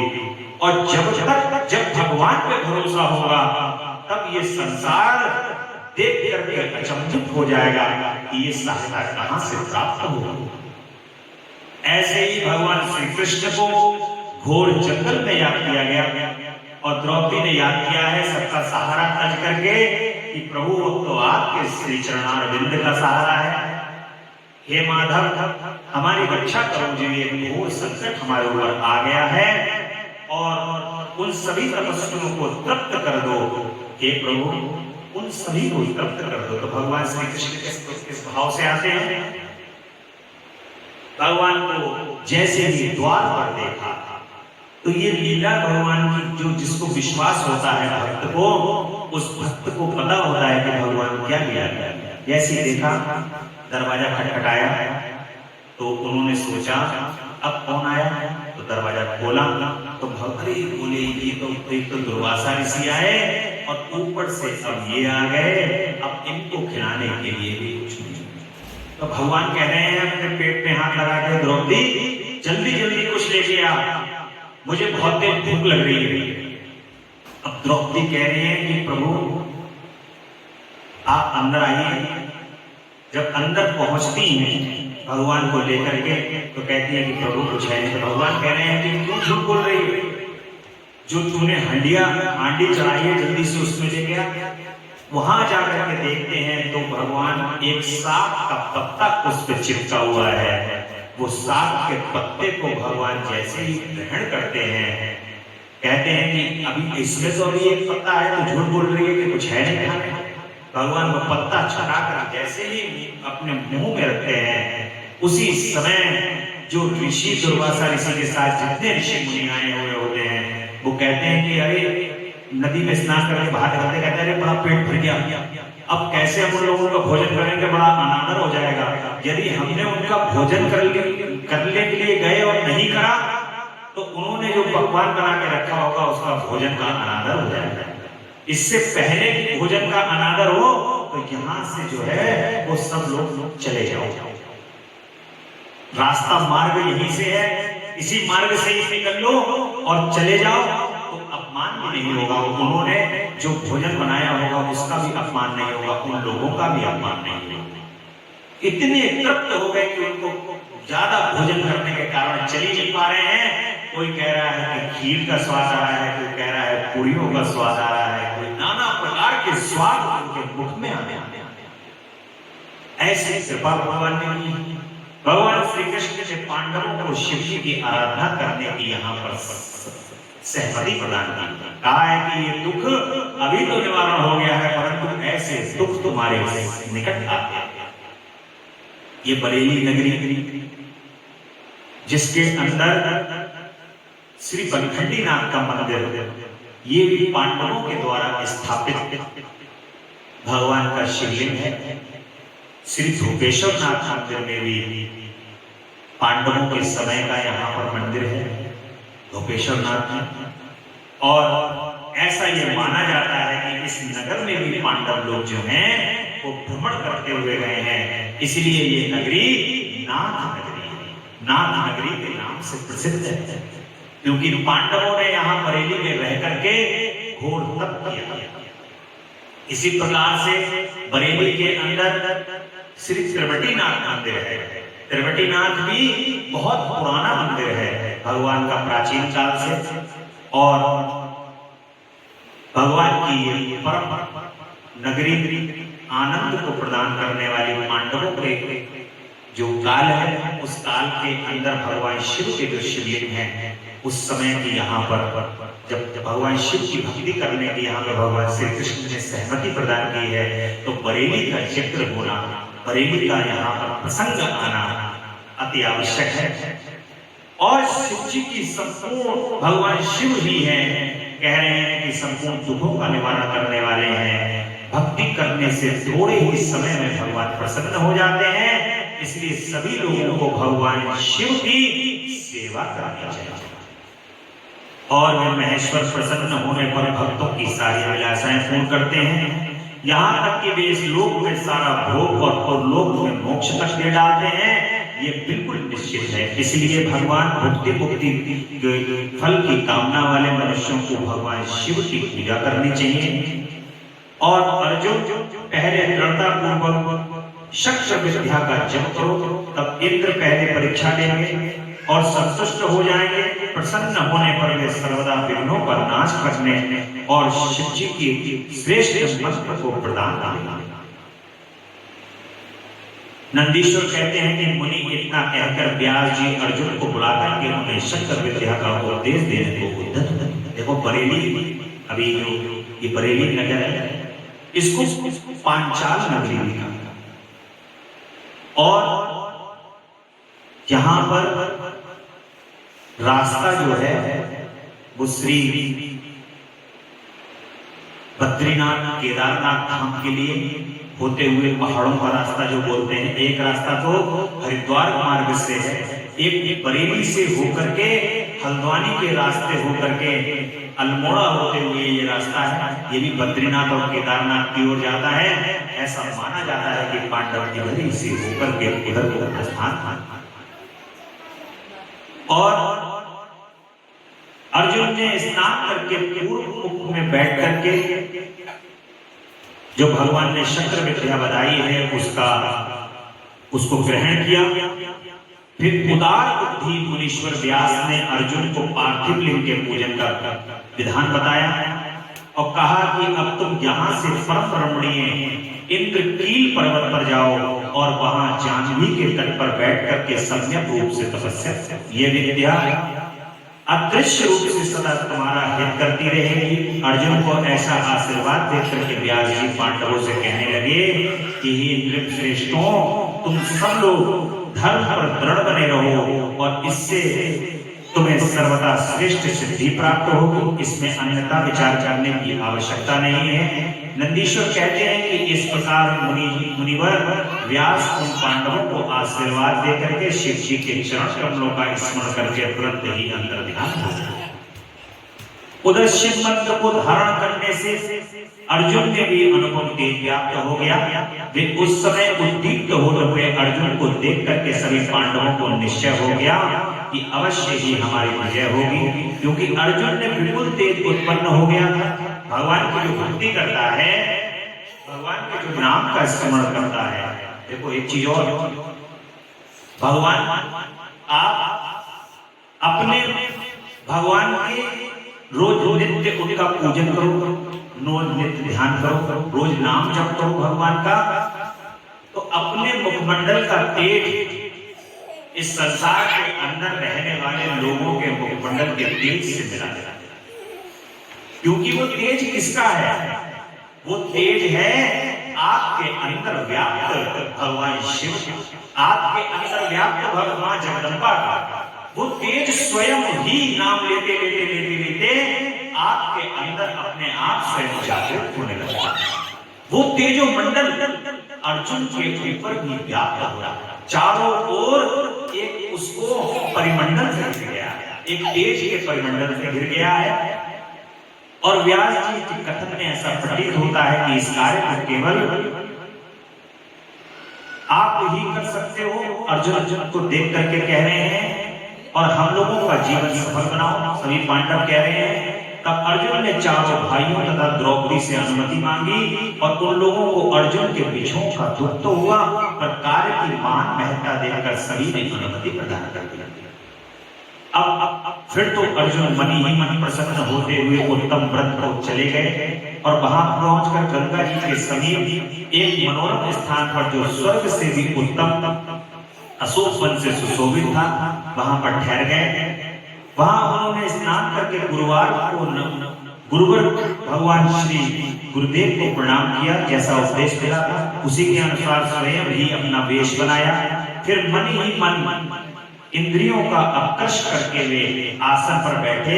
तत्पश्चात समसूत्र वाले सुंदर पार्थिव भगवान शिव का निर्माण करके उनके आगे अनुपम तेजो राशि भगवान शिव का ध्यान करने। तीनों समय स्नान करके अनेक प्रकार से बारंबार शिव जी की पूजा करते हुए उपासना में तत्पर हो गए। तब अर्जुन को के शिरोभाव में तेज की ज्वाला निकलने लगी और उसे देख करके इंद्र के गुप्तचर भयभीत हो गए और ये सोचने लगे कि ये कब आ गया। पुनः उन्होंने ऐसा विचार किया कि यह घटना इंद्र को बदला देनी चाहिए। ऐसा सोच करके तत्काल इंद्र के समीप गए और गुप्तचरों ने कहा कि देवेश वन में एक पुरुष तप कर रहा है, परंतु हमें पता नहीं कि वह देवता है, ऋषि है, सूर्य है अथवा अग्नि है। उसी के तेज से संतप्त होकर हम आपके सन्निकट आए हैं। हमने उनका चरित्र भी आपसे निवेदित कर दिया है। आप जैसा उचित समझे वैसा प्रभु करें। नंदीश्वर कहते हैं कि मुनि उन गुप्तचरों के यूं कहने पर इंद्र को अपने पुत्र अर्जुन का सारा मनोरथ ज्ञात हो गया। तब वे पर्वत रक्षकों को विदा करके स्वयं वहां जाने का विचार करने लगे। इंद्र अर्जुन की परीक्षा करने के लिए व्रत ब्रह्मचारी ब्राह्मण का वेश बना करके वहां पहुंचे। उस समय उन्हें आया हुआ देख करके पांडु पुत्र अर्जुन ने पूजा की, फिर उनकी स्तुति की और वहां खड़े हुए। बताइए उस समय कहां से आपका शुभागमन हुआ है। इस पर ब्राह्मण वेशधारी इंद्र ने अर्जुन को कहा कि जिससे वह तब से टिक जाएं, पर अर्जुन को दृढ़ निश्चय देखा। तब उन्होंने स्वरूप में प्रकट होकर इंद्र से कहा कि भगवान शंकर का मंत्र कहा कि तुम भगवान शिव का यह मंत्र लो और उसका जप करने की आज्ञा प्रदान की। तब अनुचरों को सावधानी के साथ अर्जुन की रक्षा करने का आदेश देकर वे अर्जुन से कहते हैं कि भद्र, तुम्हें कभी भी प्रसाद पूर्वक राज्य नहीं करना चाहिए और प्रमाद पूर्वक राज्य नहीं करना चाहिए।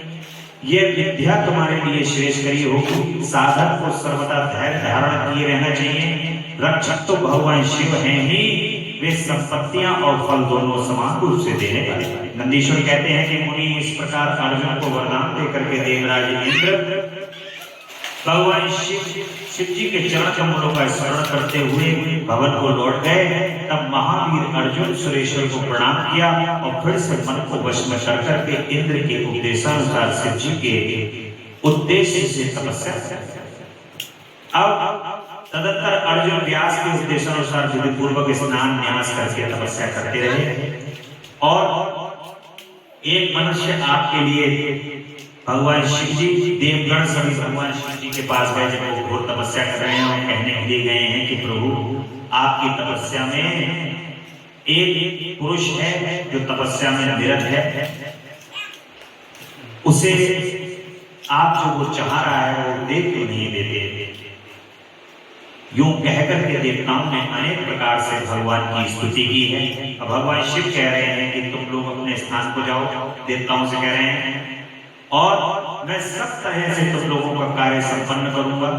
ये बिल्कुल सत्य है, इसमें संदेह की गुंजाइश नहीं है। और शंभु के उस वचन को सुनकर के देवताओं को पूर्णता निश्चय हो गया।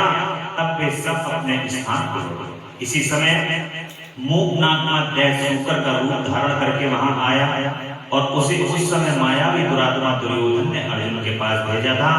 वह वहां जहां अर्जुन स्थित थे उसी मार्ग से अत्यंत वेगपूर्वक पर्वत शिखरों को उखाड़ता, वृक्षों को छिन्न भिन्न करता हुआ, अनेक प्रकार के शब्द करता हुआ वहां पर आया।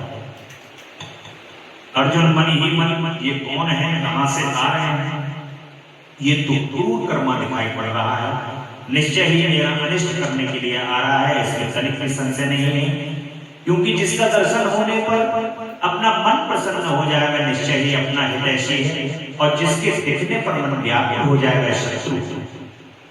और आचार से कुल का, शरीर से भोजन का, वार्तालाप से शास्त्र का ज्ञान और नेत्र से स्नेह का परिचय मिलता है। आकार से, चाल ढाल से, चेष्टा से, बोलने से तथा नेत्र और मुख के विकार से मन के भीतर का भाव पता चलता है। नेत्र चार प्रकार के गए हैं, उज्ज्वल, सरस, तिरछे और लाल। विद्वानों ने कहा है कि भाव भी पृथक पृथक बतलाए गए हैं। नेत्र मित्रता का संयोग होने पर उज्जवल होंगे, पुत्र दर्शन के समय सरस, कामिनी के प्राप्त होने पर वक्र होंगे, शत्रु के दिख जाने पर लाल हो जाएंगे और इसे देखते ही मेरी सारी इंद्रियां कलुषित हो उठी, अतः यह निस्संदेह शत्रु ही है, ऐसा उसको ज्ञात हुआ और मार डालने योग्य है। इधर मेरे लिए गुरु जी की आज्ञा भी ऐसी है कि राजन, जो तुम्हें कष्ट देने के लिए उद्यत हो उसे तुम बिना किसी प्रकार का विचार किए अवश्य मार देते, तथा मैंने इसलिए आयुध भी धारण कर रखा था और यूं विचारधारा अर्जुन बाण का समाधान करके ही डट कर खड़े हो गए। इसी बीच भक्त वत्सल भगवान शंकर अर्जुन की रक्षा, उनकी भक्ति की परीक्षा और उस दैत्य का नाश करने के लिए शीघ्र ही वहां आ पहुंचे। उस समय उनके साथ गणों का भी युद्ध भी था और वे महान अद्भुत सुशिक्षित भील का रूप धारण किए हुए थे। उनकी काक बंदी थी और उन्होंने वस्त्र खंडों से ईशान ध्वज बांध रखा था। भगवान इतने ही जैसे ही भगवान वहां पर अपना दर्शन कर रहे हैं, तरह तरह के शब्द निकल रहे हैं उसके मुंह से, जो सूअर उधर की ओर बढ़ता हुआ आ रहा है और वैसे ही भगवान शिव दिशाओं में गूंज उठा। उस शब्द से पर्वत आदि सभी जड़ उखड़ने लगे और बनेचर के शब्द से घबराकर अर्जुन सोचने लगे, ओह क्या ये भगवान शिव तो नहीं है, तो यहाँ शुभ करने के लिए पधारे हो, क्योंकि मैंने पहले से ही ऐसा सुन रखा है। पुनः श्री कृष्ण और व्यास जी से ने भी ऐसा कहा था, तथा देवताओं ने भी बार-बार स्मरण करके ऐसी घोषणा की। शिव जी भी कल्याणकर्ता और सुखदाता हैं, वे मुक्ति को प्रदान करने के कारण मुक्तिदाता कहे जाते हैं। उनका नाम स्मरण करने से मनुष्यों का निश्चय ही कल्याण होता है। जो लोग सर्वभाव से उसका भजन करते हैं उन्हें स्वप्न में भी दुख का दर्शन नहीं होता। इसी प्रकार प्रारब्ध ही, मेरा कोई प्रारब्ध ही होगा जिसके कारण ये मुझे यहाँ पर सूकर के रूप में कोई राक्षस आया है। और कभी कभी भगवान शंकर अपनी इच्छा से थोड़ा या अधिक जो दुख होता है उसको भुगत पा करके छोड़ देते हैं। कह रहे हैं कि जो मेरे ऊपर दुख होगा भगवान में हो सकता है थोड़ा सा कष्ट यहाँ पर भुगवा करके छोड़ दें, और वे विष को अमृत और अमृत को विष बना देते हैं। यूं जैसी इनकी इच्छा होती है वैसा ही वो करते हैं। भला उन समर्थकों को कौन मना कर सकता है। अनन्य प्राचीन भक्तों की भी ऐसी ही धारणा है। अतः भावी भक्तों को सदा किसी विचार पर अपने मन को स्थिर रखना चाहिए। ऐसा सोच रहे हैं कि भगवान के भक्तों को अपना इसी प्रकार से मन को स्थिर रखना चाहिए। लक्ष्मी रहे अथवा चली जाए, मृत्यु आंखों के सामने ही क्यों ना हो उपस्थित हो जाए, लोग निंदा करें या प्रशंसा करें, परंतु शिव भक्ति से दुखों का विनाश होता ही ऐसा निश्चित है। शंकर अपने भक्तों को चाहे वे पापी हो या पुण्यात्मा हो सदा सुख देते हैं, और यदि कभी वे परीक्षा के लिए भक्त को कष्ट में डाल देते हैं तो अंत में दयालु स्वभाव होने के कारण ही वे उसके सुखदाता भी हो जाते हैं, और फिर तो वह भक्त उसी प्रकार निर्मल हो जाता है जैसे आग में तपाया हुआ सोना शुद्ध हो जाता है। भगवान की इस प्रकार से नाना प्रकार से भक्त के रूप में अर्जुन सोच रहे हैं, और मुनियों के जैसा मुझसे मैंने सुन रखा है मैं वैसा सोच रहा हूं। अर्जुन कह रहे हैं, अतः मैं भगवान शिव का भजन करके पूरी में उत्तम सुख को प्राप्त करूंगा। भगवान शिव का भजन कर रहे हैं और कह रहे हैं कि मैं उसी में उत्तम सुख को प्राप्त। अर्जुन यूं विचार कर ही रहे थे, तब तक बाण का लक्ष्य छूट वह सुअर वहां आ गया। उधर शिव जी भी उस सुअर के पीछे लगे हुए दिखाई पड़े। उस समय उन दोनों के मध्य में वह शंकर अद्भुत शिखर सा दिख रहा था और उसकी बड़ी महिमा भी कही गई है। तब भक्त वत्सल भगवान शिव अर्जुन की रक्षा के लिए बड़े वेग से आगे बढ़े, और इसी समय उन दोनों ने उस सुअर पर बाण चलाया और शिव जी के बाण का लक्ष्य उसका पृष्ठभाग था और अर्जुन के मुख को, अर्जुन ने उसके मुख को अपना लक्ष्य बनाया और शिव जी का बाण उसके पृष्ठभाग में प्रवेश किया, मुख के रास्ते से निकला और शीघ्र ही भूमि में विलीन हो गया तथा अर्जुन का बाण उसके पिछले भाग से निकल करके बगल में ही गिर गया। और तब शूकर रूपधारी दैत्य उसी क्षण मरकर भूतल पर गिर पड़ा। उस समय देवताओं को महान हर्ष प्राप्त हुआ। उन्होंने पहले तो जय जयकार करते हुए पुष्पों की बरसात की, फिर वे बारंबार नमस्कार करके स्तुति करते हैं। और उस समय उन दोनों ने दैत्य उस क्रूर रूपी को दृष्टिपात करे उसे देखकर भगवान शिव का मन संतुष्ट हुआ और अर्जुन को महान सुख प्राप्त हुआ। तत्पश्चात अर्जुन मन ही मन विशेष रूप से सुख का अनुभव करते हुए कहते हैं कि ये श्रेष्ठ दैत्य परम अद्भुत रूप धारण करके मुझे मारने के लिए ही आया था, परंतु भगवान शिव ने ही मेरी रक्षा की है। निसंदेह उन परमेश्वर ही से ही आज मेरी बुद्धि प्रेरित किया है। ऐसा विचार कर अर्जुन ने शिव नाम संकीर्तन किया और फिर बारंबार उनके चरणों में प्रणाम। अर्जुन और शिव का वार्तालाप। किरात रूपधारी भगवान शिव ने अर्जुन को युद्ध और पहचानने पर अर्जुन द्वारा भगवान शिव की स्तुति की गई है और भगवान शिव वरदान देकर के अर्जुन को वरदान देकर के अंतर्ध्यान हो जाते हैं। इस प्रकार भगवान शिव का ये किरात रूपी महाज्ञानी अवतार हुआ है भगवान का। और परमात्मा शिव की लीला को श्रवण करो जो भक्त वत्सल युक्त और उनकी दृढ़ता से भरी हुई है। तदंतर शिव जी ने उस बाण को लाने के लिए तुरंत ही अपने अनुचर को भेजा। उधर अर्जुन भी उसके निमित्त वहां आ गए। उस प्रकार ही एक ही समय में रुद्रा नक्षत्र का अर्जुन दोनों बाण उठाने के लिए वहां आए। तब अर्जुन ने उससे जरा धमका करके अपना बाण उठा लिया। भगवान ने फिर एक लीला प्रारंभ कर दी और ये देखकर उस अनुचर ने कहा कि ऋषि आप क्यों इस बाण को ले रहे हैं, ये हमारा साया है, इसे छोड़ दीजिए। भिल्लराज के उस अनुचर द्वारा यूं कहने पर मुनि श्रेष्ठ अर्जुन ने शंकर जी का स्मरण किया और इस प्रकार कहा कि तू बड़ा मूर्ख है, तू बिना समझे क्या बक रहा है। इस बाण को तो मैंने अभी छोड़ा है, फिर ये तेरा कैसे हो सकता है। इसकी धारियां और छिल्लों पर मेरा ही नाम अंकित है, फिर ये तेरा कैसे हो गया। अर्जुन का यह कथन सुनकर के भिल्ल रूपी गणेश्वर को हंसी आ गई।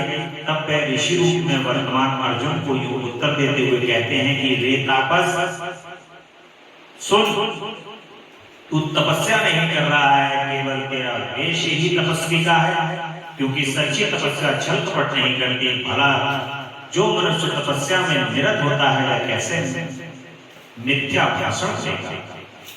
तू मुझे अकेला मत समझ, तुझे ज्ञात होना चाहिए कि मैं एक सेना का अधिपति हूँ। हमारे स्वामी बहुत से वनचरी भीड़ों के साथ बैठे हैं। ये विग्रह अनुग्रह करने में सर्वदा समर्थ हैं। ये बाण जिसे तुमने अभी उठा लिया है उन्हीं का है। ये बाण कभी तेरे पास टिक नहीं पाएगा। तू ये बाण अपने पास मत रख। ये बाण तो हमारे स्वामी का है और उन्हीं का ये बाण कभी तेरे पास टिकेगा नहीं। तू क्यों अपनी तपस्या का फल नष्ट करना चाहता है। मैंने तो ऐसा सुन रखा है कि चोरी करने से, छल पूर्वक किसी को कष्ट पहुंचाने से, विस्मय करने से तथा सत्य का त्याग करने से प्यारे प्राणी का तक्षण हो जाता है। ये बिल्कुल सत्य है। ऐसी दशा में तुझे अब तक का फल कैसे प्राप्त होगा। उस बाण को लेने से तब से कृतज्ञ हो जाएगा, क्योंकि निश्चय ही ये मेरे स्वामी का बाण है और तेरी रक्षा के लिए ही उन्होंने इसे छोड़ा। तू महान कृतज्ञ और तपस्या में अमंगल कर लेगा। अब तू सत्य नहीं बोल रहा है कि ये तेरा है बाण, ये तो मेरे स्वामी का बाण है। और तू जो अपकार परित्याग करके अपकार करना चाहता है और जो तू अभी अभी कर रहा है ये तेरे लिए उचित नहीं है, ये तू सब चालाकी चमचला छोड़। ऐसा कह करके वो गण समझा रहे हैं। उधर कुपित होकर के अर्जुन से कई बातें कही और बड़ा विवाद हुआ। अंत में अर्जुन ने कहा कि मेरी सारी बात सुन लो, जिस समय तेरा स्वामी आएगा उस समय मैं उसे उसका फल चखाऊंगा। अर्जुन कह रहे हैं भगवान शिव अहंकार के नाशक हैं। तपस्या करने के बाद भी, भगवान शिव की महिमा देखने के बाद भी भगवान श्री कृष्ण अर्जुन को अभिमान से रहित बनाना चाहते। भगवान शिव और भगवान श्री कृष्ण की कृपा अर्जुन को महान बलशाली धनुर्धर होते हुए भी अभिमान से रहित बनाना चाह रही है, क्योंकि अगर अभिमान रहेगा तो दुर्योधन में और अर्जुन में कोई फर्क नहीं रहेगा। फिर वो युद्ध पांडव उनको हराएंगे कैसे कौरवों? जब अभिमान दोनों में होगा तो भगवान किसका पक्ष लेंगे? इसलिए यहाँ पर अभिमान का हरण हो रहा है, क्योंकि सिंह और गीदड़ का युद्ध उपहासास्पद माना जाता है। कह रहे हैं धीर तूने मेरी बात तो सुन ही ली है, अब तुम मेरे महान बल को भी देखा, जा अपने स्वामी को बुला दे। अर्जुन कहते हैं और नंदीश्वर कहते हैं कि अर्जुन के यूं कहने पर वीर जहां शिव अवतार सेनापति किरात विराजमान थे वहां गए और भीलों से अर्जुन का सारा वचन विस्तार पूर्वक कह सुनाया। उसकी बात सुनकर किरातेश्वर महान हर्ष हुआ। भगवान शंकर अपनी सेना के साथ आए। पांडुपुत्र अर्जुन ने भी जब किरात की उस सेना को देखा तब वे धनुष बाण लेकर के सामने आकर के डट गए। किरात ने पुनः दूत को भेजा और उनके द्वारा भरतवंशी महात्मा अर्जुन को कहलवाया कि तनिक इस सेना को की ओर जो दृष्टिपात करो। अरे अब तुम बाण छोड़कर जल्दी भाग जाओ, क्योंकि तुम इस समय एक सामान्य काम के लिए प्राण गंवाना चाहते हो। तुम्हारे भाई दुख से पीड़ित हैं, स्त्री तो उनसे भी बढ़कर दुखी है। मेरा तो ऐसा विचार है कि ऐसा करने से पृथ्वी भी तुम्हारे हाथ से चली जाए। नंदीश्वर कहते हैं कि जब अर्जुन सब तरह से रक्षा करने के लिए किरातधारी परमेश्वर शंभु ने उनकी भक्ति की दृढ़ता की परीक्षा के निमित्त ऐसी बात कही, तब वह शिवदूत उसी समय अर्जुन के पास पहुंचा और उन्होंने वह सारा वृत्तांत उनसे विस्तार पूर्वक सुनाया। उनकी बात सुनकर के अर्जुन ने उस समागत दूत से पुनः कहा कि तुम जाकर के अपने सेनापति से कहो कि तुम्हारे कथनानुसार करने से सारी बातें विपरीत हो जाएंगी। यदि मैं तुम्हें अपना बाण दे देता हूं तो निसंदेह मैं अपने कुल को दूषित करने वाला सिद्ध होऊंगा। इसलिए भले ही मेरे भाई दुखार्त हो जाए तथा मेरी सारी विधियां निष्फल हो जाए, परंतु तुम जाओ तो सही। मैंने ऐसा कभी नहीं सुना कि कहीं सिंह गीदड़ से डर गया। और नंदीश्वर अर्जुन के यूं कहने पर वह दूत पुनः स्वामी के पास लौट गया और उसने अर्जुन की कही हुई सारी बातें उनके सामने विशेष रूप से निवेदन कर दी। उन्हें सुनकर किरात वेशधारी सेना नायक महादेव अपनी सेना के साथ अर्जुन से युद्ध कर दिया और अर्जुन की दास्ता, इसलिए उन्होंने ऐसी भगवान ने लीला रची है कि अर्जुन के सारे जितने बाण हैं, इन पर उनको अभिमान है, वो सब अभिमान का नाश हो जाए और साक्षात स्वयं शिव वहां पर युद्ध करने के लिए अर्जुन से उद्धत है। और भगवान शिव की माया जो है बड़ी बलवती है, जिनकी तपस्या कर रहा है इतने दिनों से अर्जुन, उन्हीं भगवान शिव को नहीं पहचान पा रहा है। वही भगवान शिव किरात के रूप में आज उसके सामने मायावियों को भी मोह में डालने वाले भगवान शिव तो उनके द्वारा चला गया। इस प्रकार उनकी बुद्धि में भली भांति विचार करने अर्जुन ने, जब अर्जुन को समझ में आया तब प्रेम पूर्वक हाथ जोड़ करके मस्तक झुका करके भगवान शिव को प्रणाम कर रहा है और कह रहा है कि देवादिदेव महादेव आप तो बड़े कृपालु, भक्तों के कल्याण करता है सर्वेश्वर, आप मेरा अपराध क्षमा कर दीजिए। उस समय आपने अपने रूप को छिपा करके वह कौन सा खेल किया है, आपने तो मुझे छल लिया है प्रभु। आप स्वामी के साथ युद्ध करने वाले मुझको धिक्कार है। अर्जुन कह रहा है कि आपके साथ जिनकी मैंने तपस्या की, उनके साथ मैंने युद्ध किया, ऐसा मुझे धिक्कार है बारंबार। मुझे इस प्रकार पांडुपुत्र अर्जुन को महान पश्चाताप हुआ है। तत्पश्चात शीघ्र ही महाप्रभु शंकर जी के चरणों में लौट गया।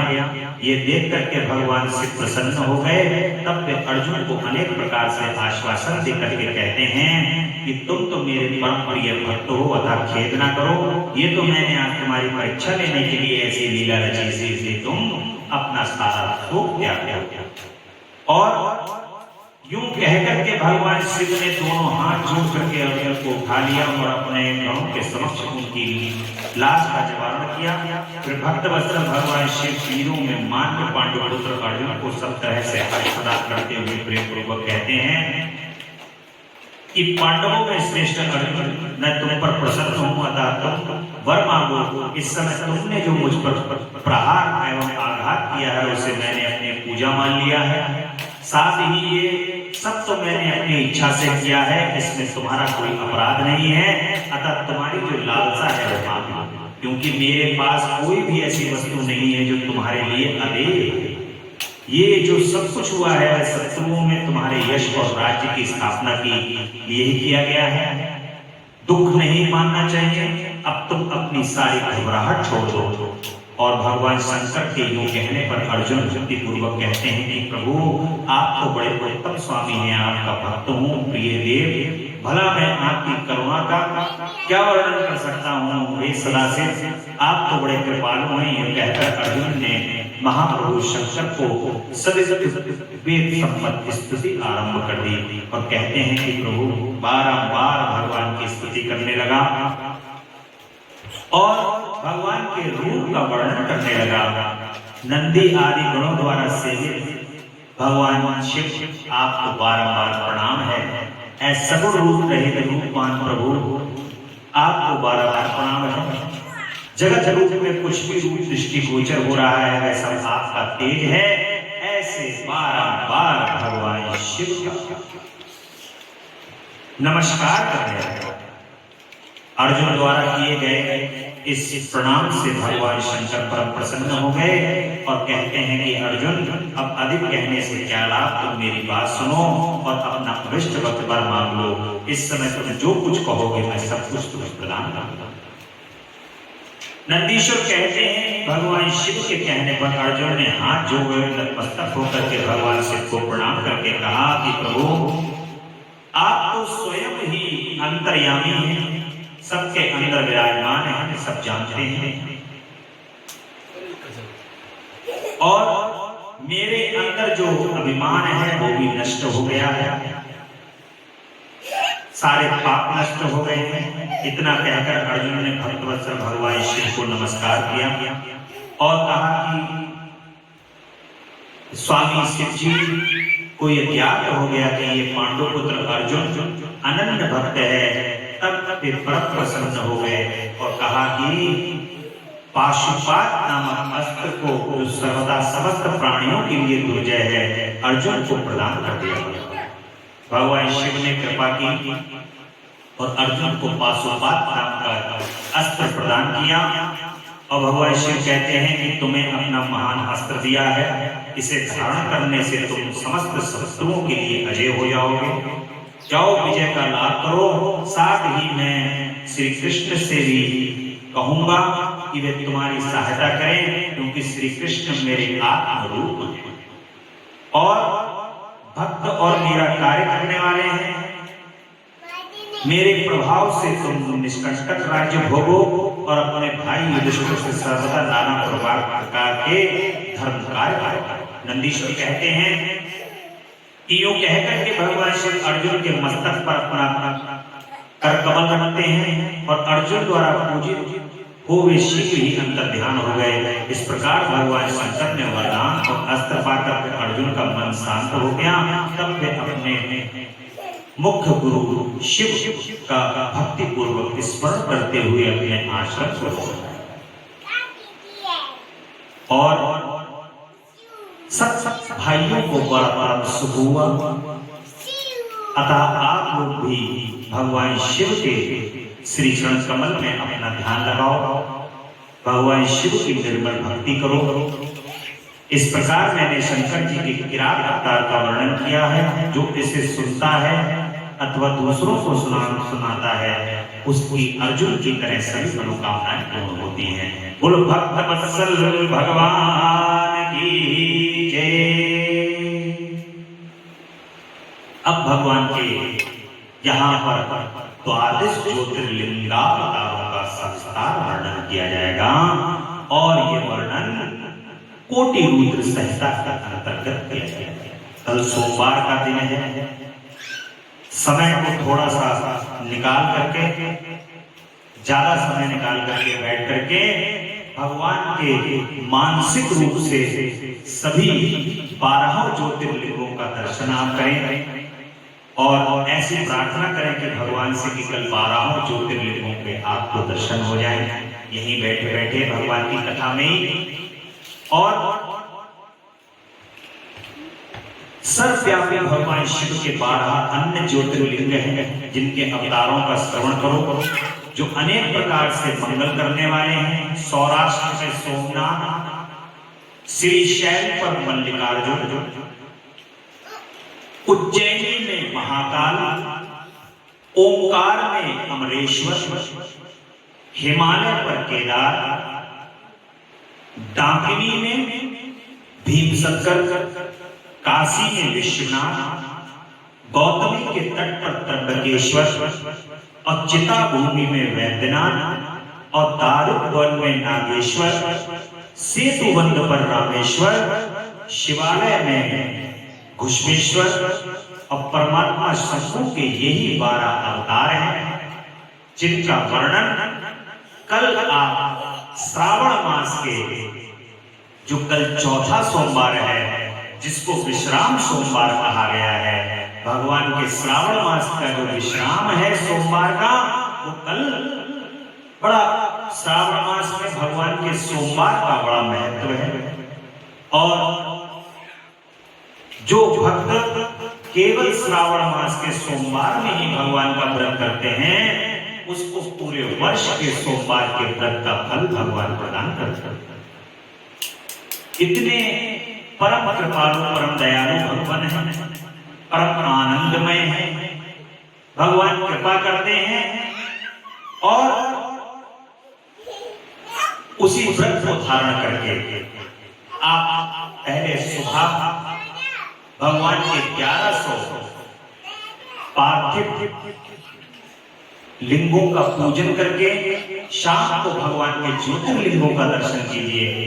बोल भक्त वत्सल भगवान की जय। बड़े आनंद से भगवान के नाम का स्मरण करें।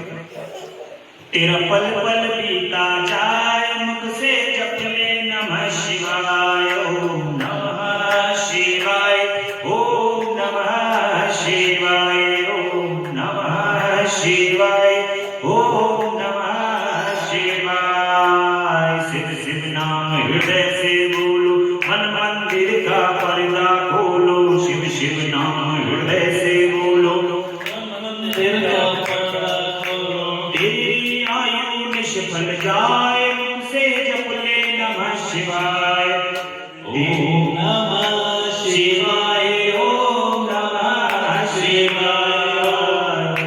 ये दुनिया पंछी का मेला, मानव टूट जाए अकेला। ये दुनिया पंछी का मेला, मानव टूट जाए अकेला। सगे संबंधी सब रह जाए, मुझसे जप ले नमः शिवाय। संबंधी सब रह जाए, मुझसे जप ले नमः शिवाय, ओम नमः शिवाय, ओम नमः शिवाय, ओम नमः शिवाय, ओम नमः शिवाय। मुसाफिरी जब पूरी होगी, चलने की मजबूरी होगी।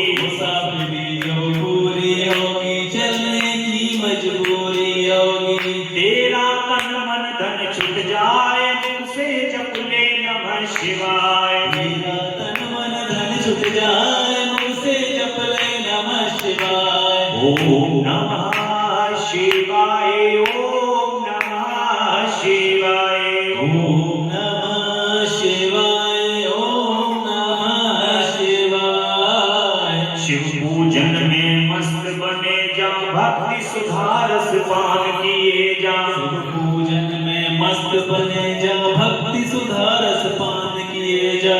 दर्शन दिव्य ज्योति हो जाए, मुख से जप ले नमः शिवाय। दर्शन दिव्य ज्योति हो जाए, मुख से जप ले नमः शिवाय। ओम नमः शिवाय, ओम नमः शिवाय, ओम नमः शिवाय, ओम नमः शिवाय। नमः शिवाय, नमः शिवाय, नमः शिवाय, नमः शिवाय, नमः शिवाय, नमः शिवाय, नमः शिवाय, नमः शिवाय।